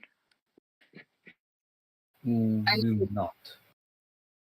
Sock's with you, right? Yeah, I assume Sock was with us this whole time. He playing just with witnessed both of his dad go into the abyss and then not come back out for 4 hours. He's gonna start like trying to dig around the tree. My dad's. Okay. 4 Sock goes hours. up. 4 hours, yeah. Sock goes up and starts digging at the tree.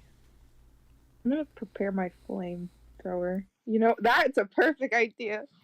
What the fuck? I summon a magical chainsaw and just start buzzing through. You could totally do that with like spiritual weapon or something. Just... Yeah. Straight up. I love this party. I do too. Like we're waiting. It's been 4 hours. They should have been back by now. If they're not dead when we get there, that's gonna be the problem.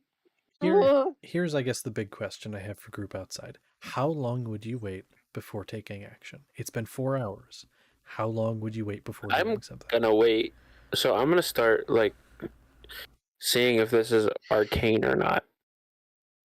That's what I'm gonna start off by. It is dark outside, right?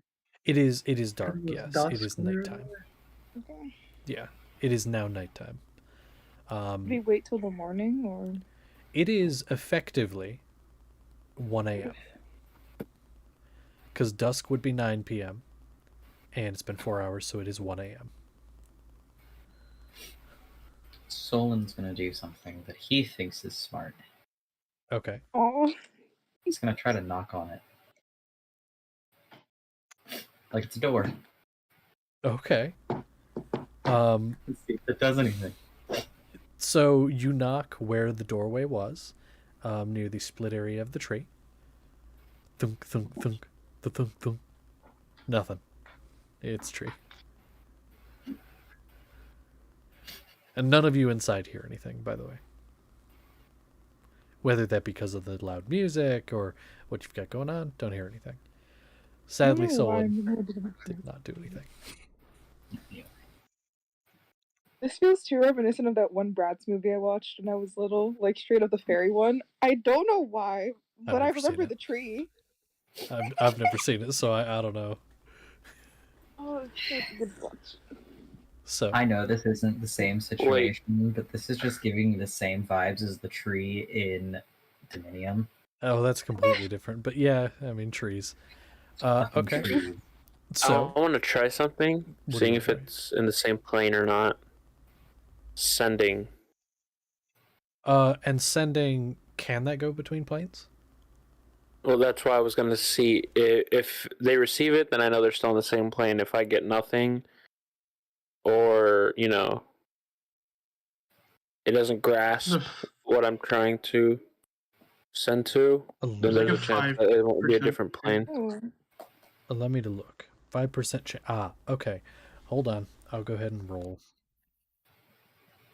Or no, I'll have you roll, Melda. Go ahead and roll for me. Just Why roll me? roll a D. 5% chance. Which means I have to roll a 5 or lower. Well, you could do a D20. On a D100. You could do a D20 or a D100. I'll allow either, because 5% would just be like the number of our choice, which I would let you choose the number on the D20. Or you can roll a D100 and 1 to 5. You're a couple. You know, I'll just choose the number on the D20. Okay, what number do you want to choose? You have to choose before you roll. I'm gonna set up on Dice Spot real quick, and then I will choose before I hit enter. Okay. Wonder. No added modifiers, no nothing, just straight D20. roll. Yep.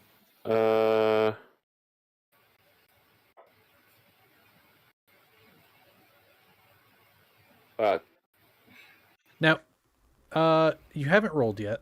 Do me a favor. No. What would be your message? And then I'll have you roll it. Are you guys still alive? In that voice. Okay, perfect. So go ahead, then roll. And what was the number you chose? Who is it targeting? Oh, and who is it targeting? Who all went in? I know it was Zernus, Aureli. It was everybody but Solon, you, and Wick. Everyone else went in. I will message Aureli. Okay. With that message in that voice, what was your number you chose? I'm gonna go with. Hold on. I'm trying to do like statistical math in my head. Mm-hmm. But yet again, 7. 7. Okay, go ahead and roll that dice. If it is a 7, it goes through.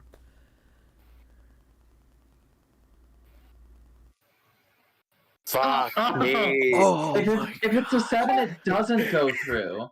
Oh, is that what it is? I thought it was 5%. Is that what I it means? just checked sending. There's a 5% chance that the message doesn't arrive. Oh my god, so you chose the right number, because if it... Okay, so actually, it does go through. Because it's 5% that it doesn't. I misread it. Okay. So did I. So then... I'm over here like, I barely missed it. So Aureli, you get the message in your head, asking if you guys are alive. And I will say, it's like... So what exactly... Maldette said it was, are you guys alive? Was that basically what it was? Yeah, are you guys alive? And what's taking forever? Okay, so Aureli, this is what you hear. Ooh.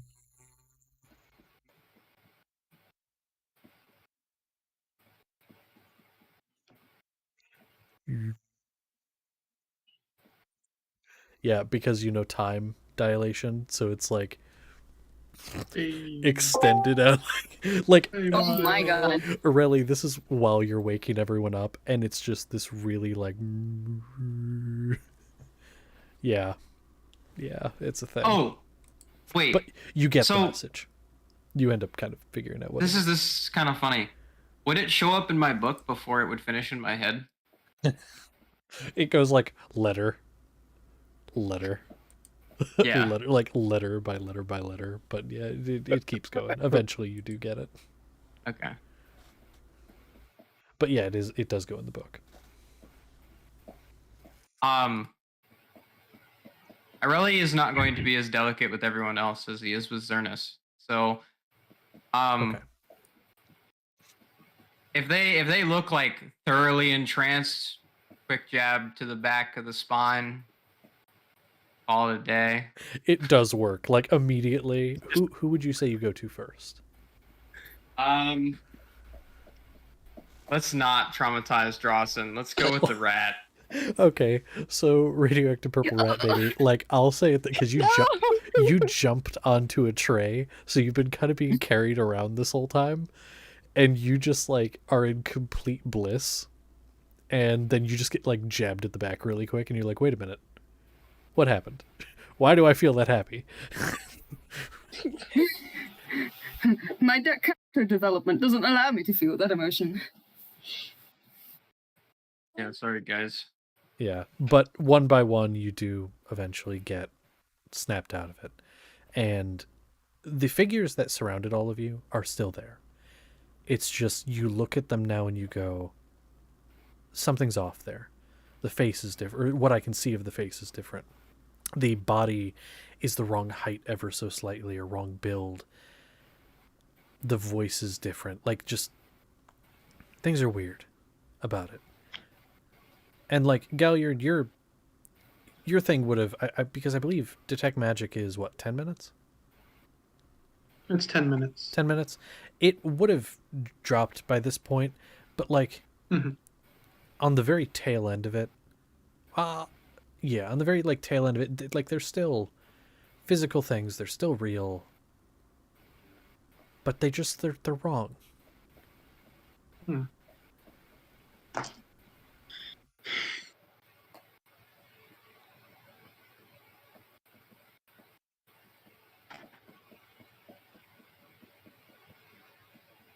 But okay, all of you are broken out of the spell, but you're still surrounded by your loved ones, and they're still talking to you as if you are fine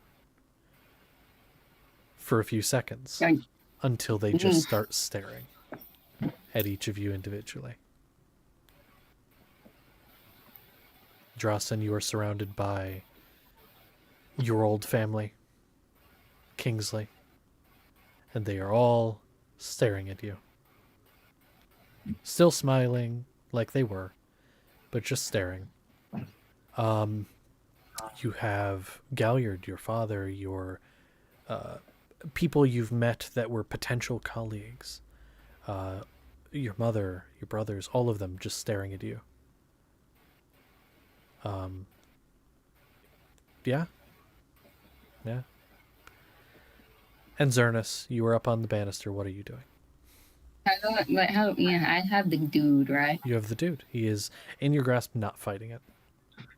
I've been handed a dagger. Bad idea. Impulsive thoughts. No, bad. I'm gonna lean down and pick up his mask and just kind of on his face before letting him go. And then how high is the banister? Because I'm gonna jump off it. It's like 20 feet. Jump, just up, over, and hop down. I'm gonna have you make a athletics check for me, or acrobatics, just because 20 feet is the threshold in which you could take damage. What did you say? Athletics or acrobatics? Natural 20. Natural 20. Another. Jesus. No, unnatural. Oh, unnatural. I was gonna say, goddamn. Okay, so you drop off and do not take damage. Superhero landing. Ooh, yeah, anime protagonist. Yeah.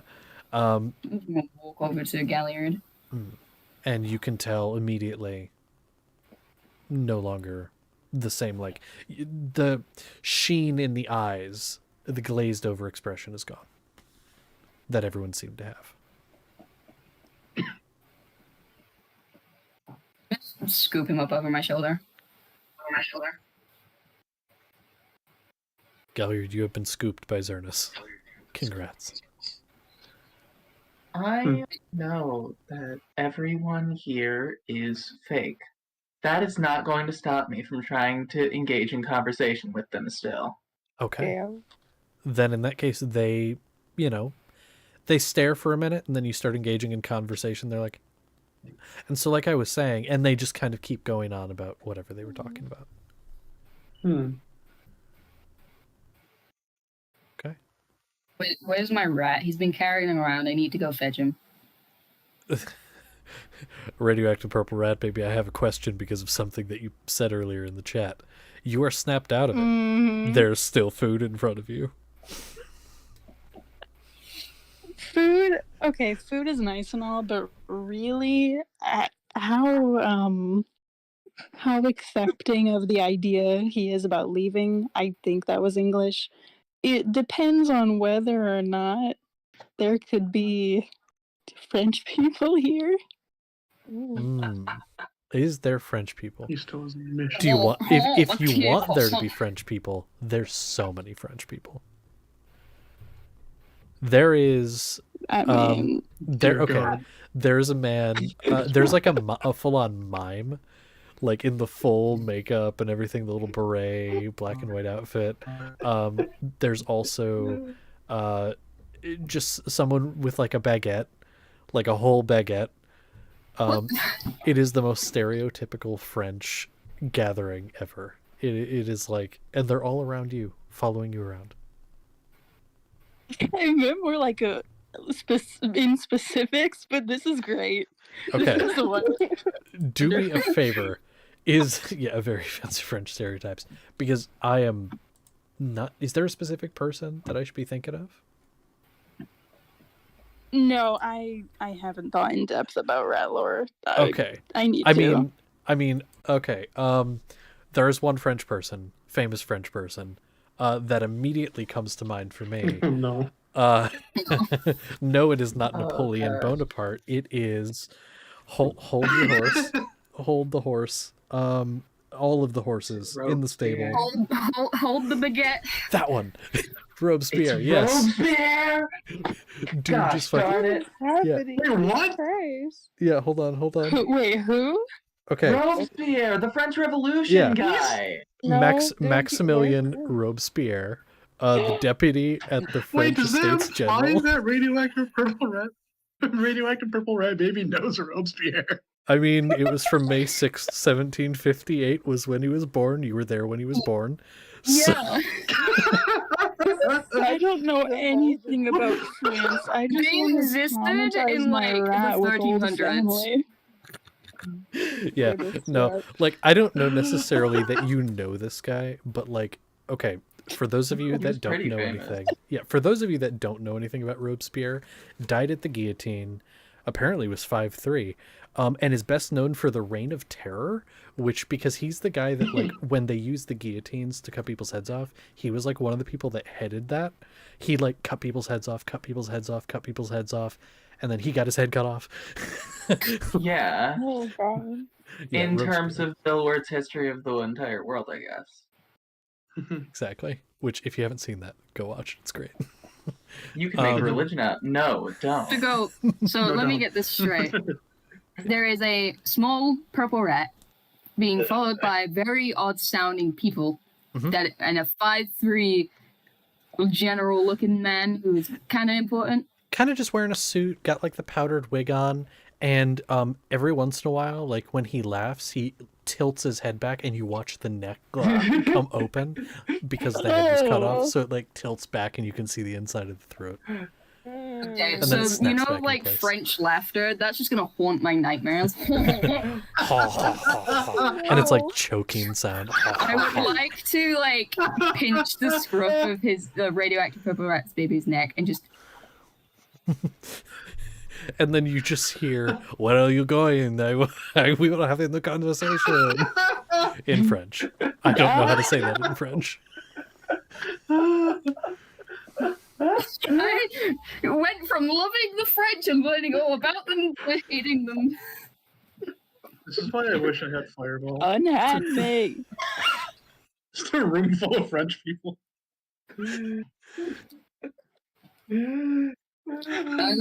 I'm sorry, my son. This is for your own good. And how long was it you said that a bag of holding has air in it?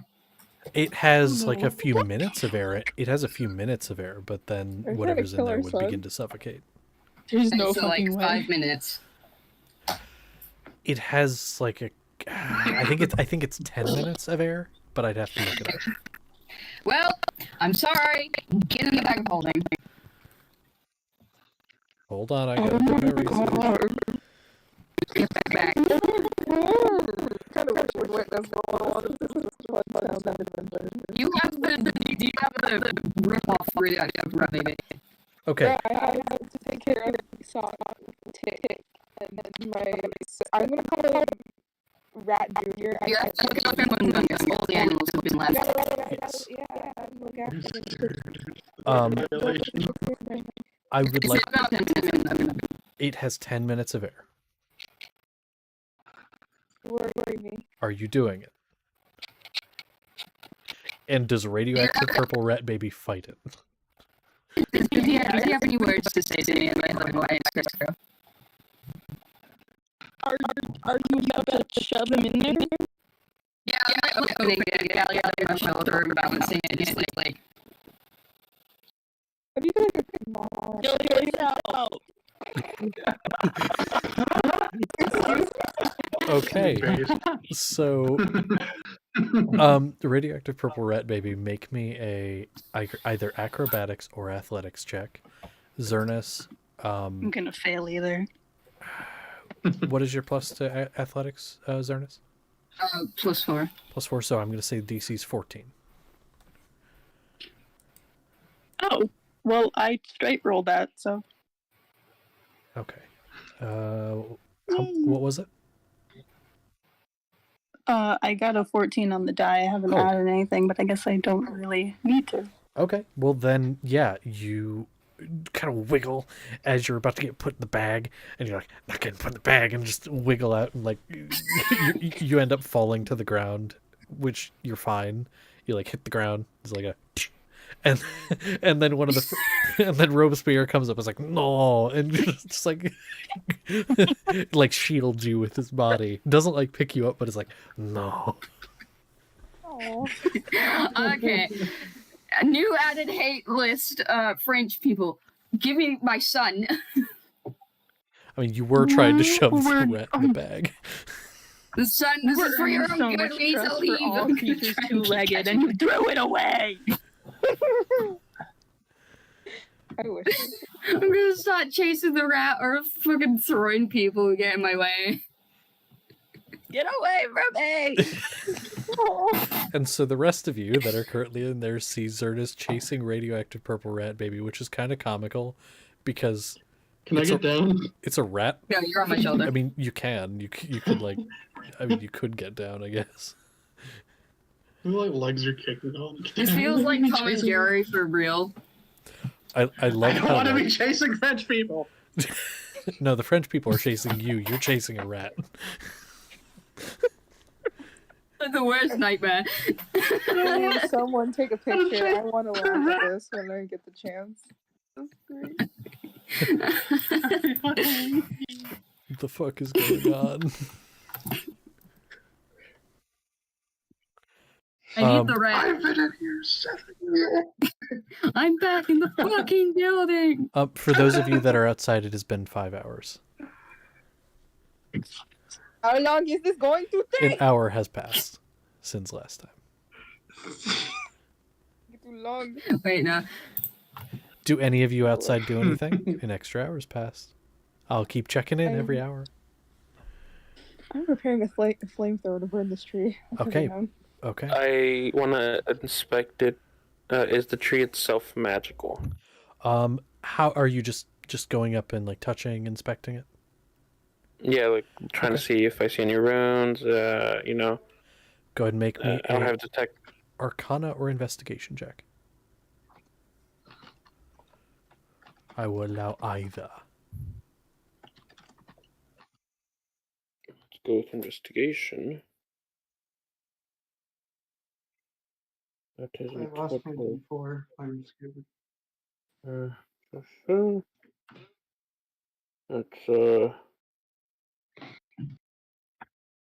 16.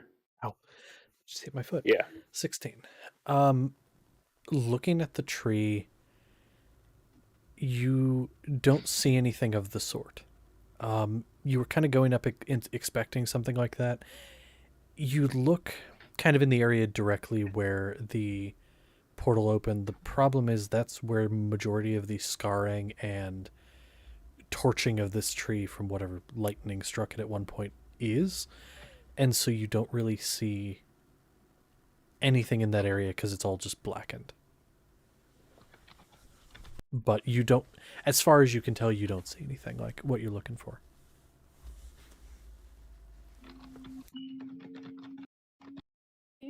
Hey, DM, I got a quick question. Yeah, what up?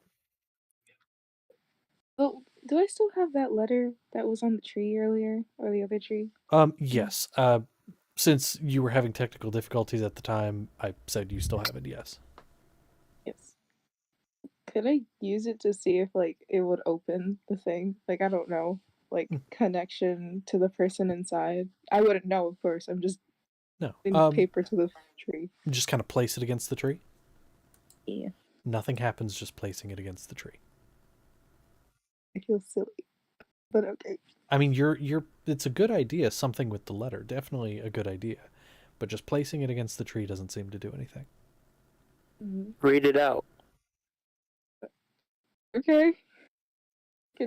So you read the letter? What the fuck Wick will read the letter out loud with the power of the seashell necklace, I think. Okay, you can definitely do that. Reading it in your head, it is then transmitted through the necklace and then through your mouth. You read out this letter proclaiming your love for somebody. It's not specific. And you start to hear a crack. And then another. And another. And those of you inside see the gentleman with the elongated face mask look toward the door. And then start to walk over toward it. And then just opens the door. And for those of you outside, the doorway tears open. And standing in there, you see a man with a silver mask that is incredibly elongated, mouth off to the side. You found my letter. Yes, I did. Did you like it? It's very sweet. Oh, good. It's very well worded. I'm practicing. Well, you're doing a great job. Keep Thanks. practicing. Do you want to come in? We have a party going on. Actually, we're just here to pick up a couple people because they asked us to come get them. We have a couple things we got to get done. Oh, that's a shame. Everyone's having so much fun in here. And then know, over the guy's shoulder, you see Zernus chasing something you can't see on the ground with a bunch of people chasing Zernus. Like, they don't look angry. They're just, like, speaking in a weird language and like, He's like, come back here, you goddamn fucking rogue. Yeah. Yeah, those two are some of them. I believe there's another two somewhere. We're the responsible ones. They're the ones that like to goof off. Oh, that's kind of disappointing. Do you want any food before you pick them up? You're welcome to come get them, but like you can totally like eat some of the hors d'oeuvres. You know, there's plenty. I'm good. I already ate. I don't know if they want some, and I motion over to Wick and Solon. Wick's just like, I mean, I'll take a snack or something. I didn't have a lot. Don't eat the food. He's. But I'm hungry. I don't care. As Aurelie yells that out, like the guy was already like grabbing something off a tray and is like, "Oh, don't eat the food. Why?" Aw. Oh no, it looks so yummy. Can't eat it. Aw. Can I rugby tackle the rat? Can I? Yes. Make a suggestion. Yes. Solon cannot, but Connor can. We should try to help other people out. Get everyone out there that we can. I was gonna say, just because like we don't know who's real and who isn't, but like there could totally be other real people that just got themselves trapped. Oh, I mean that's a fair point. I got some food out here too if you want some. Oh, what kind of food do you got? It's just this guy standing in the doorway, still just like, oh. I got I like looked through my bag real quick. Where did I put that? And I'm just like pretending to look through for something, but I'm really just like buying time. Okay. What are the rest of you doing? Those of you inside, I'll say Zernus, I mean, you could go around in circles with the rat all day. I mean, I'm not above using this Harley, I respect you as a player, but I am not above kicking your character. That is a rat. Can we cast It's stealth either in here? I football tackle you, or I'm going to kick you out of the door. hold on. Ret, you had question. What was that? Can we cast spells in here? You could try. I just want to like throw myself around with Mage Hand to just get away further. Okay, hold on. Wait, what is the speed of your mage hand? I think it's like 30 feet. I think is the speed of the mage hand. It's gonna be beautiful. I'm gonna love it. Shit. Let me see. You Because- can move it 10 feet, I believe, Is it but 10 I feet? don't believe that's what it was supposed to emulate. I don't know exactly. I I'm can look it reading. up. I'm reading real quick. You can move the hand up to 30 feet each time you use it. Oh, 30. And I mean, I will say you can totally do this. The one thing is, Zernus, your speed's more than that. Yeah, So, like, what is your speed, Zernus? 45 feet. 45. So, yeah, like, it's kind of just a freaking out thing. like, you are definitely faster than you were. I might throw myself into a wall and get concussed. Do you want to do that for the Looney Tunes sake of it? Just, like, slam into a wall and... For the sake of that and for the sake of being caught, because I, player, don't want to keep this going for too long, That's sure. Okay. And so I will you voluntarily eat shit. you are looking behind you for a minute towards Zernus, like, go away, and then just gets smacked right into a wall. Mage hand disappears, and Zernus Stop. Stop right there. Just hold him like, oh my fucking god, why? Yeah. You take our next too much. You take, like, I'll say radioactive purple rat baby. You take like 1 bludgeoning damage, smacking your head in the wall, and you just are unconscious. You're not like I zero can hit hear points, the but just- noise in which he makes. Yeah, it's like both a knock and a slap against the stone wall. Eventually, Maldet, the guy that you were talking to, takes a step out of the door. And the moment the step is taken, the clothes, the fine suit falls away into dust, as does the mask. Standing before you is a man in rags. Dirty, long beard and hair, whose face immediately falls. Looks behind him. Where am I? Who are you? Oh, you stepped out on your own. Yeah. Don't know. Random tree. Magic stuff's happening. I'd go. Where's close? What direction is Olney? How far is it? The way you were going, and as far as you remember, it is 3 days from where you are. Ooh. If you just want to follow us, we can take you to the nearest city. I'll think about, But don't go back in there. Yeah, how about you rest for a little bit, sir? Here's some water. He just collapses next to the tree. Just falls over and just sits there. Okay. So, the guy with the bear mask, as a point of reference for those of you inside, just standing there on the banister, and those of you outside looking through the doorway can see him, just standing there, watching. And the mask is now cracked diagonally down the center, and is just standing there watching. My brain's so tempted to shoot him. Fuck. He is over 60 feet away from where you currently are. My gun has 90 feet. Okay. The US of A says the US of guns. Let's go. True. I am still doing feudal conversation with fake people. True. Can I wrap like an arm like around your waist or your chest and just slowly like kind of make you walk backwards towards the door? Ooh. And kind of mumbling, like, Drawson, come on, we need to go. Why? Okay. Because there's better people waiting for you outside. There's people in here. There's people everywhere, Drawson. But like, these ones are.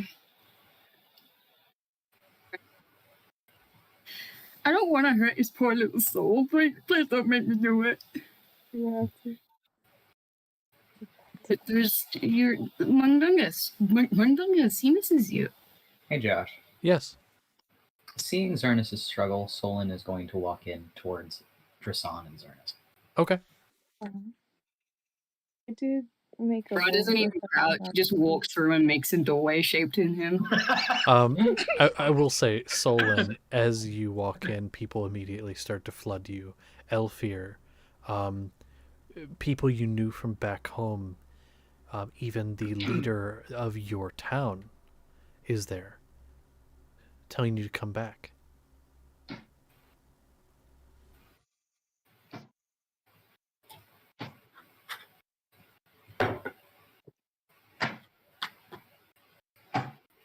Ignores them. Okay. Walks over to Drasan. And in... I forgot what languages Drasan speaks. I speak other than Common, Sylvan, and Primordial. Shit. Okay, neither of those are languages he knows. Okay. He will lean down, look at Drasan. Look at those that Drasan was speaking to. Then look back at Drasan. Friend waits for you. Stay here. Can't help.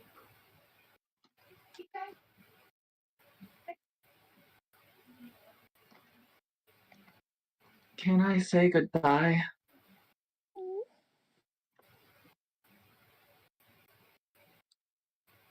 You can. And he'll let go. I'm going to go into the middle of my group of people.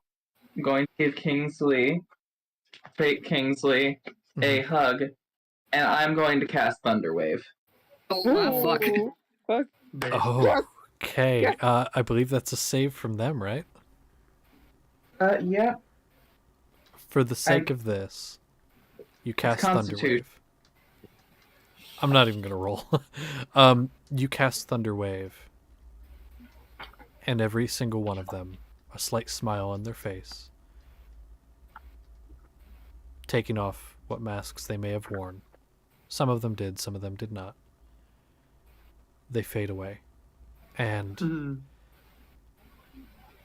Kingsley looks a bit sad.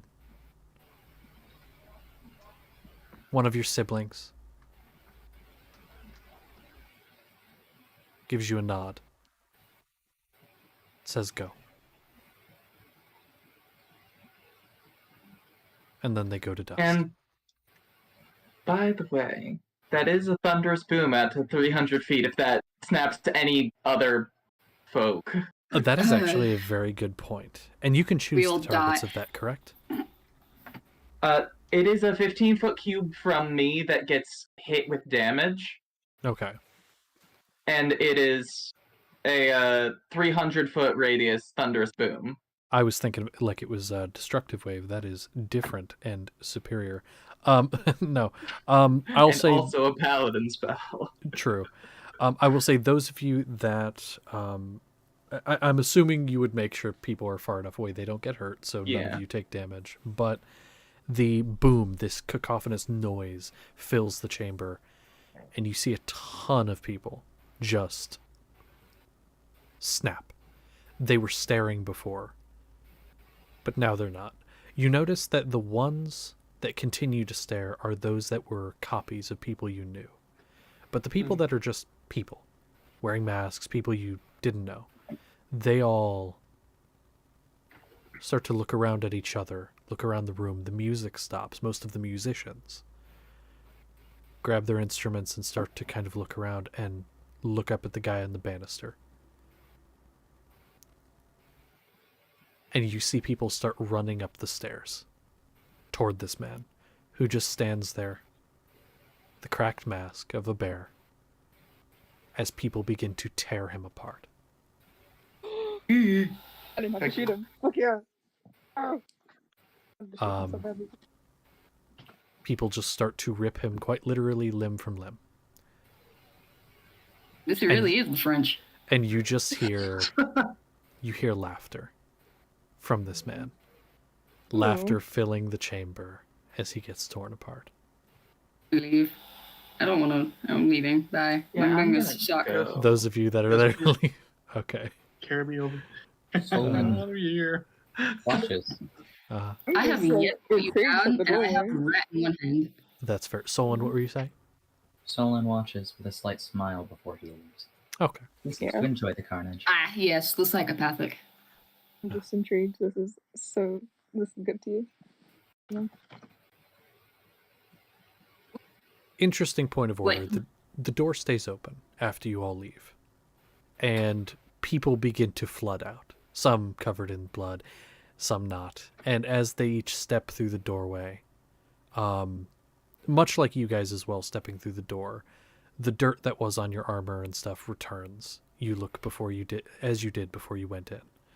All of the people, their clothes disappear. Some of them wearing similar clothes, nicer clothes, some not. There are 50 people, Jesus. maybe a little more, that all exit, and then the door closes. And they all kind of just look to you, guys. And we've got another group of survivors on our hands, guys. Hey, yo. That was player. That was player Zernes. Yeah. No, I'm just...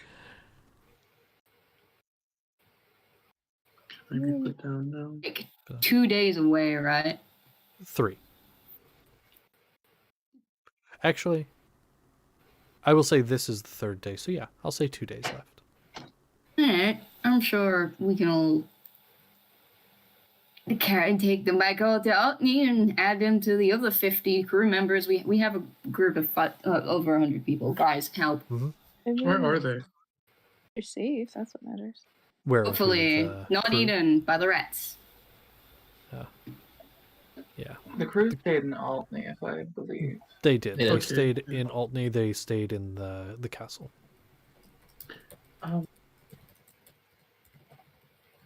Galliard just looks towards the rest of them, before looking to, our group. What about what about food and supplies and shelter for the night and the elements and everything else? I only have so much. I don't know about the rest of you. But what about you? And he just looks at people who are there. Do you have anything? You kind of say that, and one of the guys, a real rough, tumble-looking dwarf, just kind of comes over, kind of stumbles over, has a pack over the shoulder. I got some stuff right here. I got a big old tent I can share with some of them, I guess. Okay, that would help to, coordinate with everyone else here, because, we don't exactly have enough. At least on our own, I don't believe, at least not from what I've heard from everybody else. Yes. Oh, Random question. 2 people talked. Solon, you first, then Wick. Yeah. Solon was on his own for a while, Yes. traveling this day. How is wildlife? Very sparse. Very, very sparse. Plant life is non-existent. Most of the trees you've seen are dead. There is no grass except it's all sand. And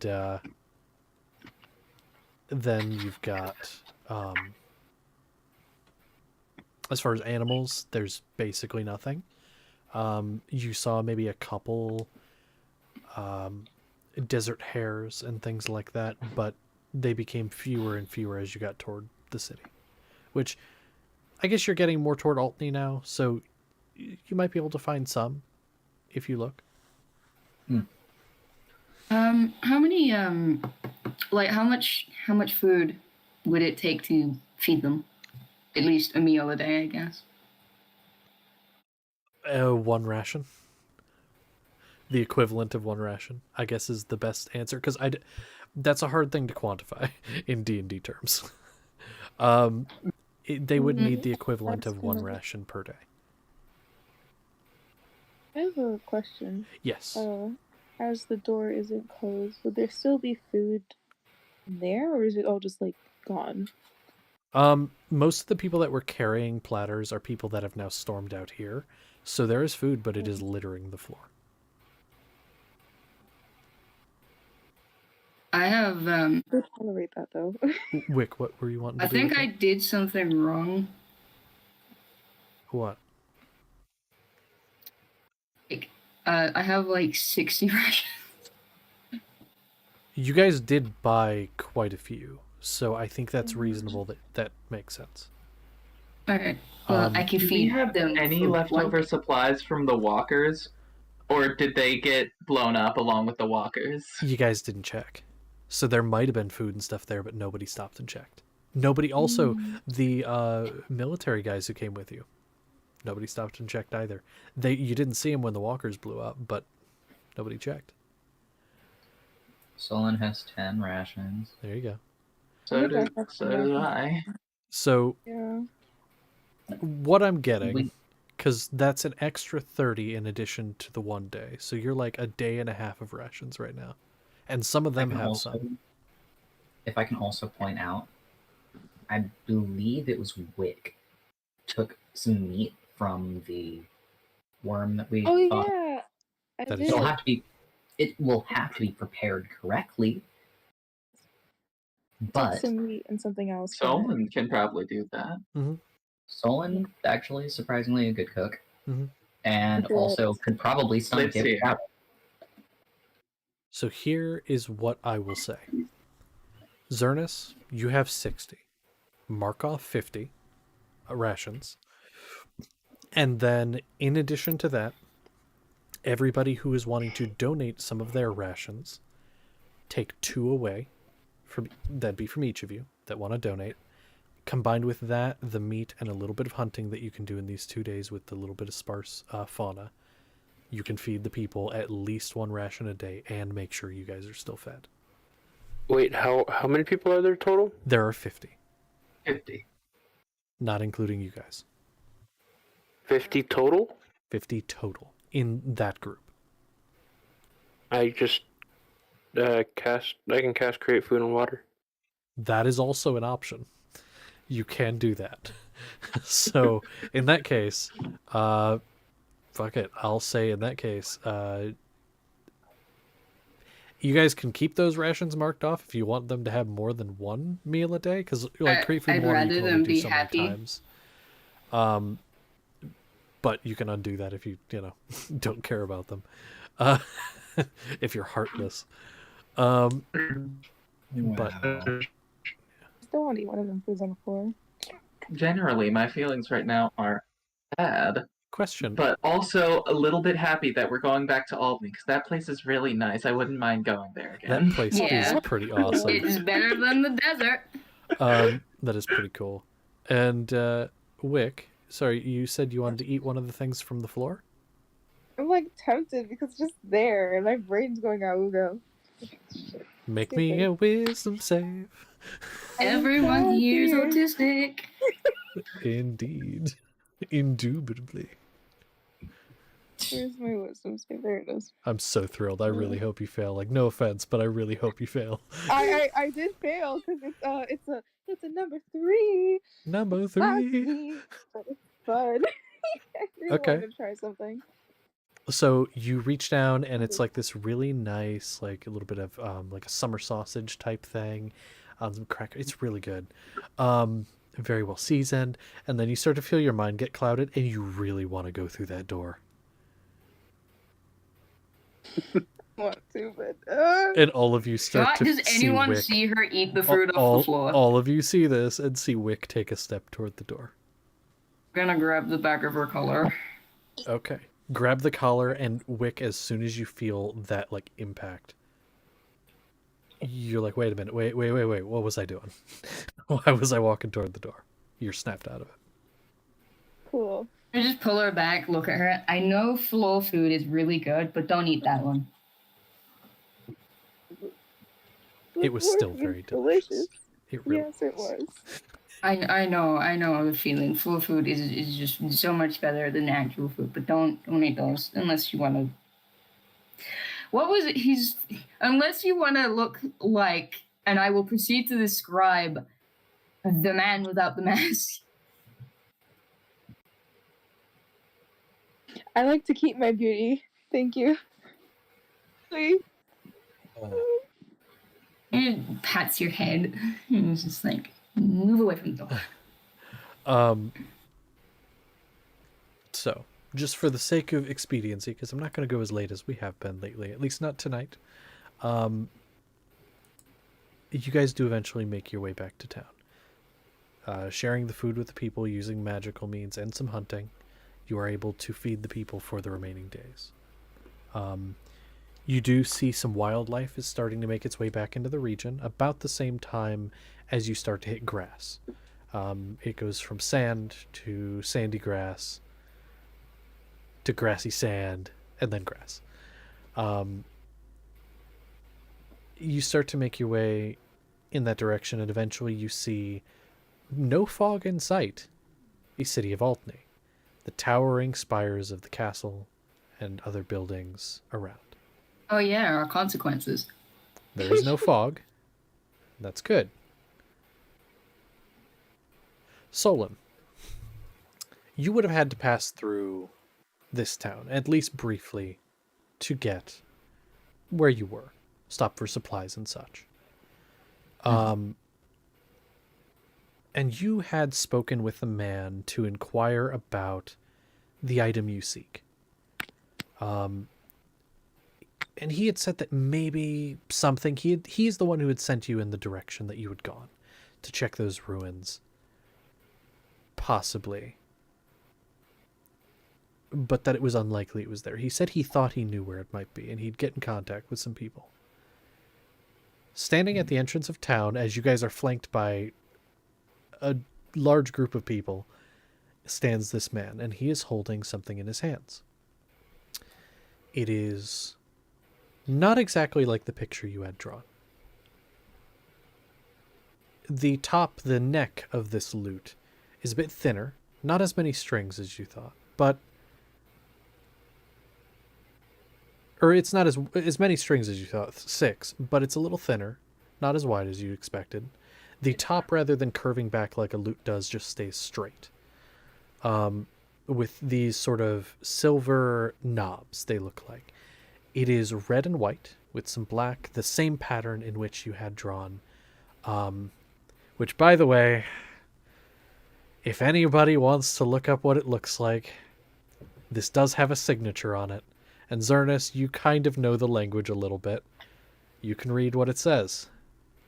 Starts with an E. It's 3 words. E-D-D. Eddie Van Halen.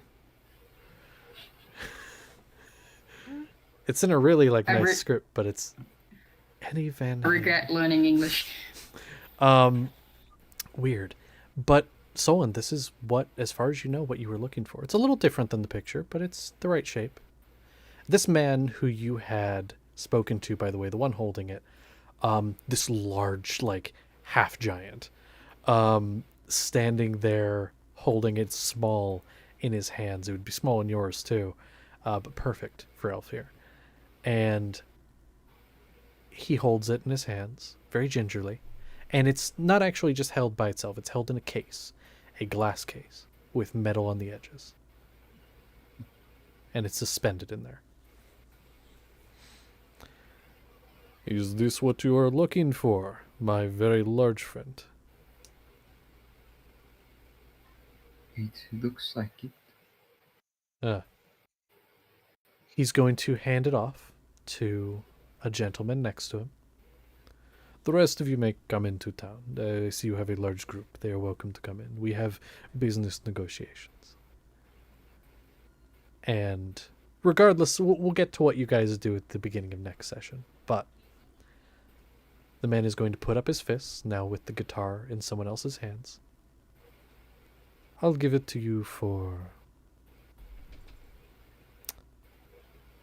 one price. Show me you'll take good care of it. You'll keep it safe. Fists are up. Is challenge.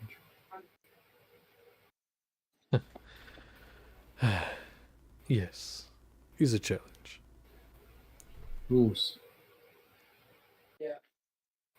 Unarmed combat. Fists only. He kind of puts the hands down. No, that's not enough. You'll need to prove you can really take care of it. And he's going to reach over to one of the people, and they're going to hand him an axe. Having an axe fight. Not everyone's going to come at you with fists only. No rules. I'm not trying to kill you, though, and I expect the same. Just a test of strength.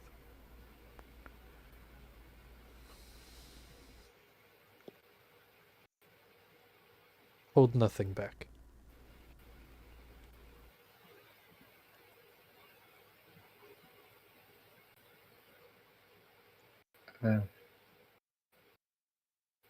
Unless you don't want it, I can definitely put it back where it came from. Agree. But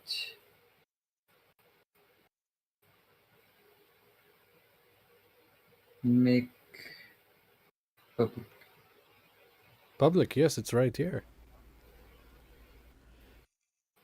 When you guys approach town, kind of like how when you left, there are people lining the streets for your approach.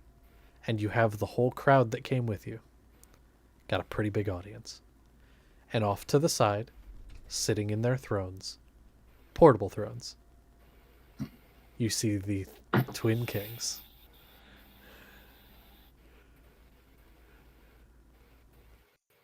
Portable porcelain thrones, porta potties. Now, that's a joke. They're not porta potties. Although they are just nice gilded thrones, and they are stuffing their faces as usual. We have our audience. He'll pull the sword. We'll actually get into the thick of combat next session, but I'll let you go first. Let's get one round. All right. Let's open it up. Show me what you got. That's literally what that's what this guy is saying. He is like, show me you can handle this.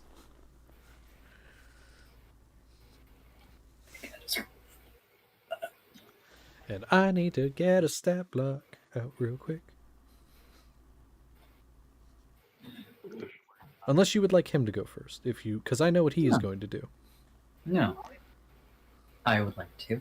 Okay. But I will say he's going to speak in giant. Okay. You will lose this fight. Back, returning in giant. We'll see about that. My people do not lose. There's a first time for everything. And he will... Let me find a thing real quick. I need to see if this is a thing that it does. I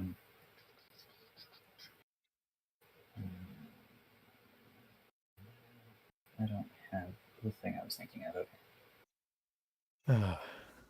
And just so I can adapt something, you guys are level 5, right? Correct. Perfect. That way that's fair. Alright. He'll rush forward and take his 2 attacks. Okay. Swing, swing.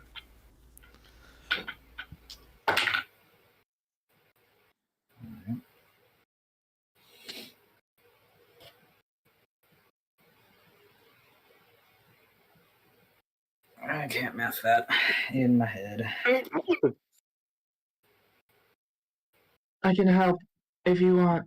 I got it. One of those is a 24, Okay, that will hit. and the other is a 19. Yeah, that'll hit. Okay. Bring some dice out of the way. I need 2 of these. I will say, I forgot about a thing, but am I able to still say that he rages? Sure. Yeah. As its You got a bonus action. Yeah. No, my dice. Come back. I need you. And I need one of these. Alright.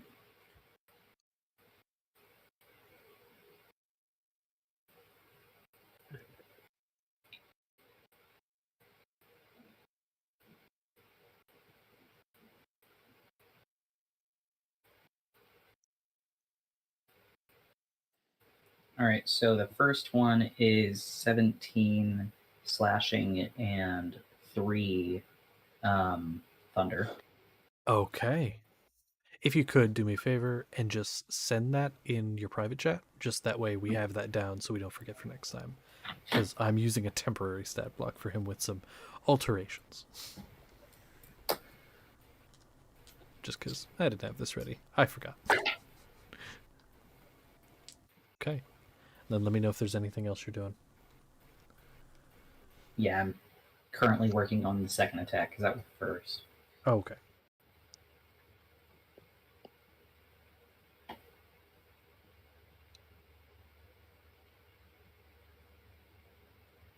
Funny enough. What is that supposed to be?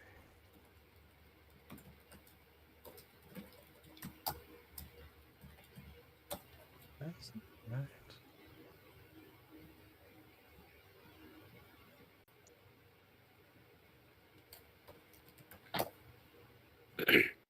Alright, I sent that.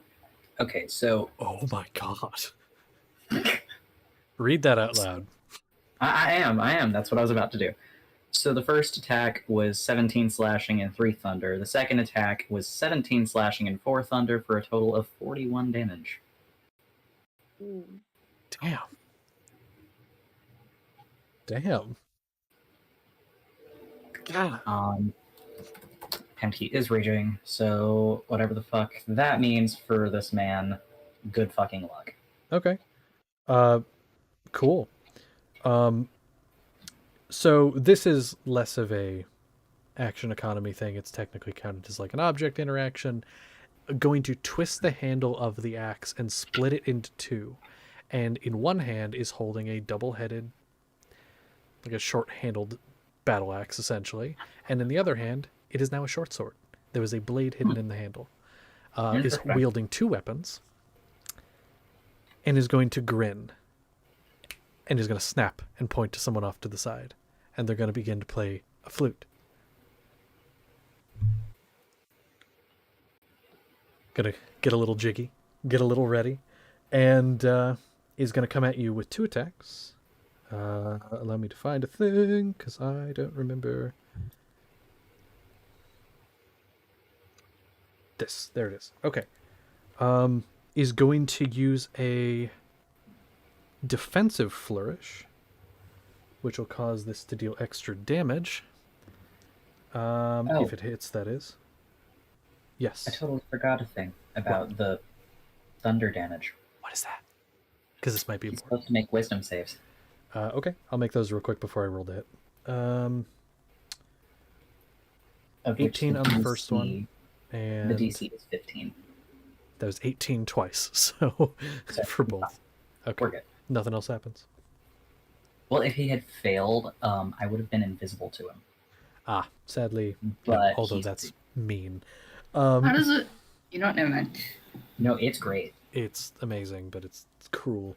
Okay, so the first one, that's going to be a unnatural 20 to hit. And this is a magical weapon. Technically, it's +1 magical weapon. Is that it? What was it? Unnatural 20? 1 sec. Okay. Yeah, scroll all the way back out. How dare you not know your character off the top of your... No, I don't care. Even against a non-magic weapon, your AC is 19. So Okay, well, there you go. Hang on, then. I'm trying to find his actual AC. Where did I put it? Here it is. So Yeah, that no. magic would be It 16? definitely. Okay. Yes. That is a 16 on the die for the second one, so both of those are going to hit. Now, doing a flourish, I believe you can only do that once. Okay, so first off, moving incredibly fast, dodging around on the feet to the tune of the music. So now that hit can use that once per turn. Okay. So then, yeah, use defensive. So let me... 7, okay. Now this is all with the battle axe, by the way, which is a... It's not a full battle axe, so it's not like full damage of 1. Oh.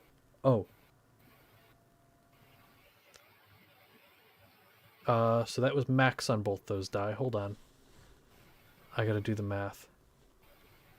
And I'll just give you the total damage, by the way. Mm-hmm. Making sure I'm not forgetting to add anything.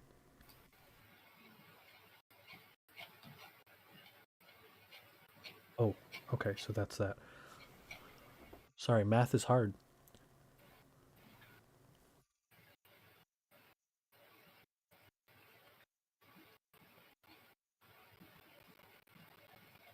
Okay, so I need a calculator. Not because it's massive damage, but because my brain's not working. I mean, it is big damage. How much HP do you have, by the way? It's 58. I'll still take half because of rage. Well, that's good that you're raging, because that was 41 damage between the 2 attacks total, so you're going to take half of that rounded down. That is 20 damage. Thank God for your rage.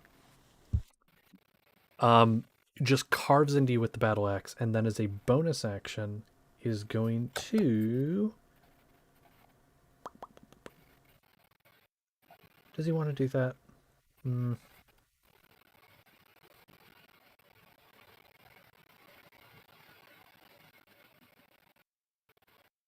find what I'm looking for.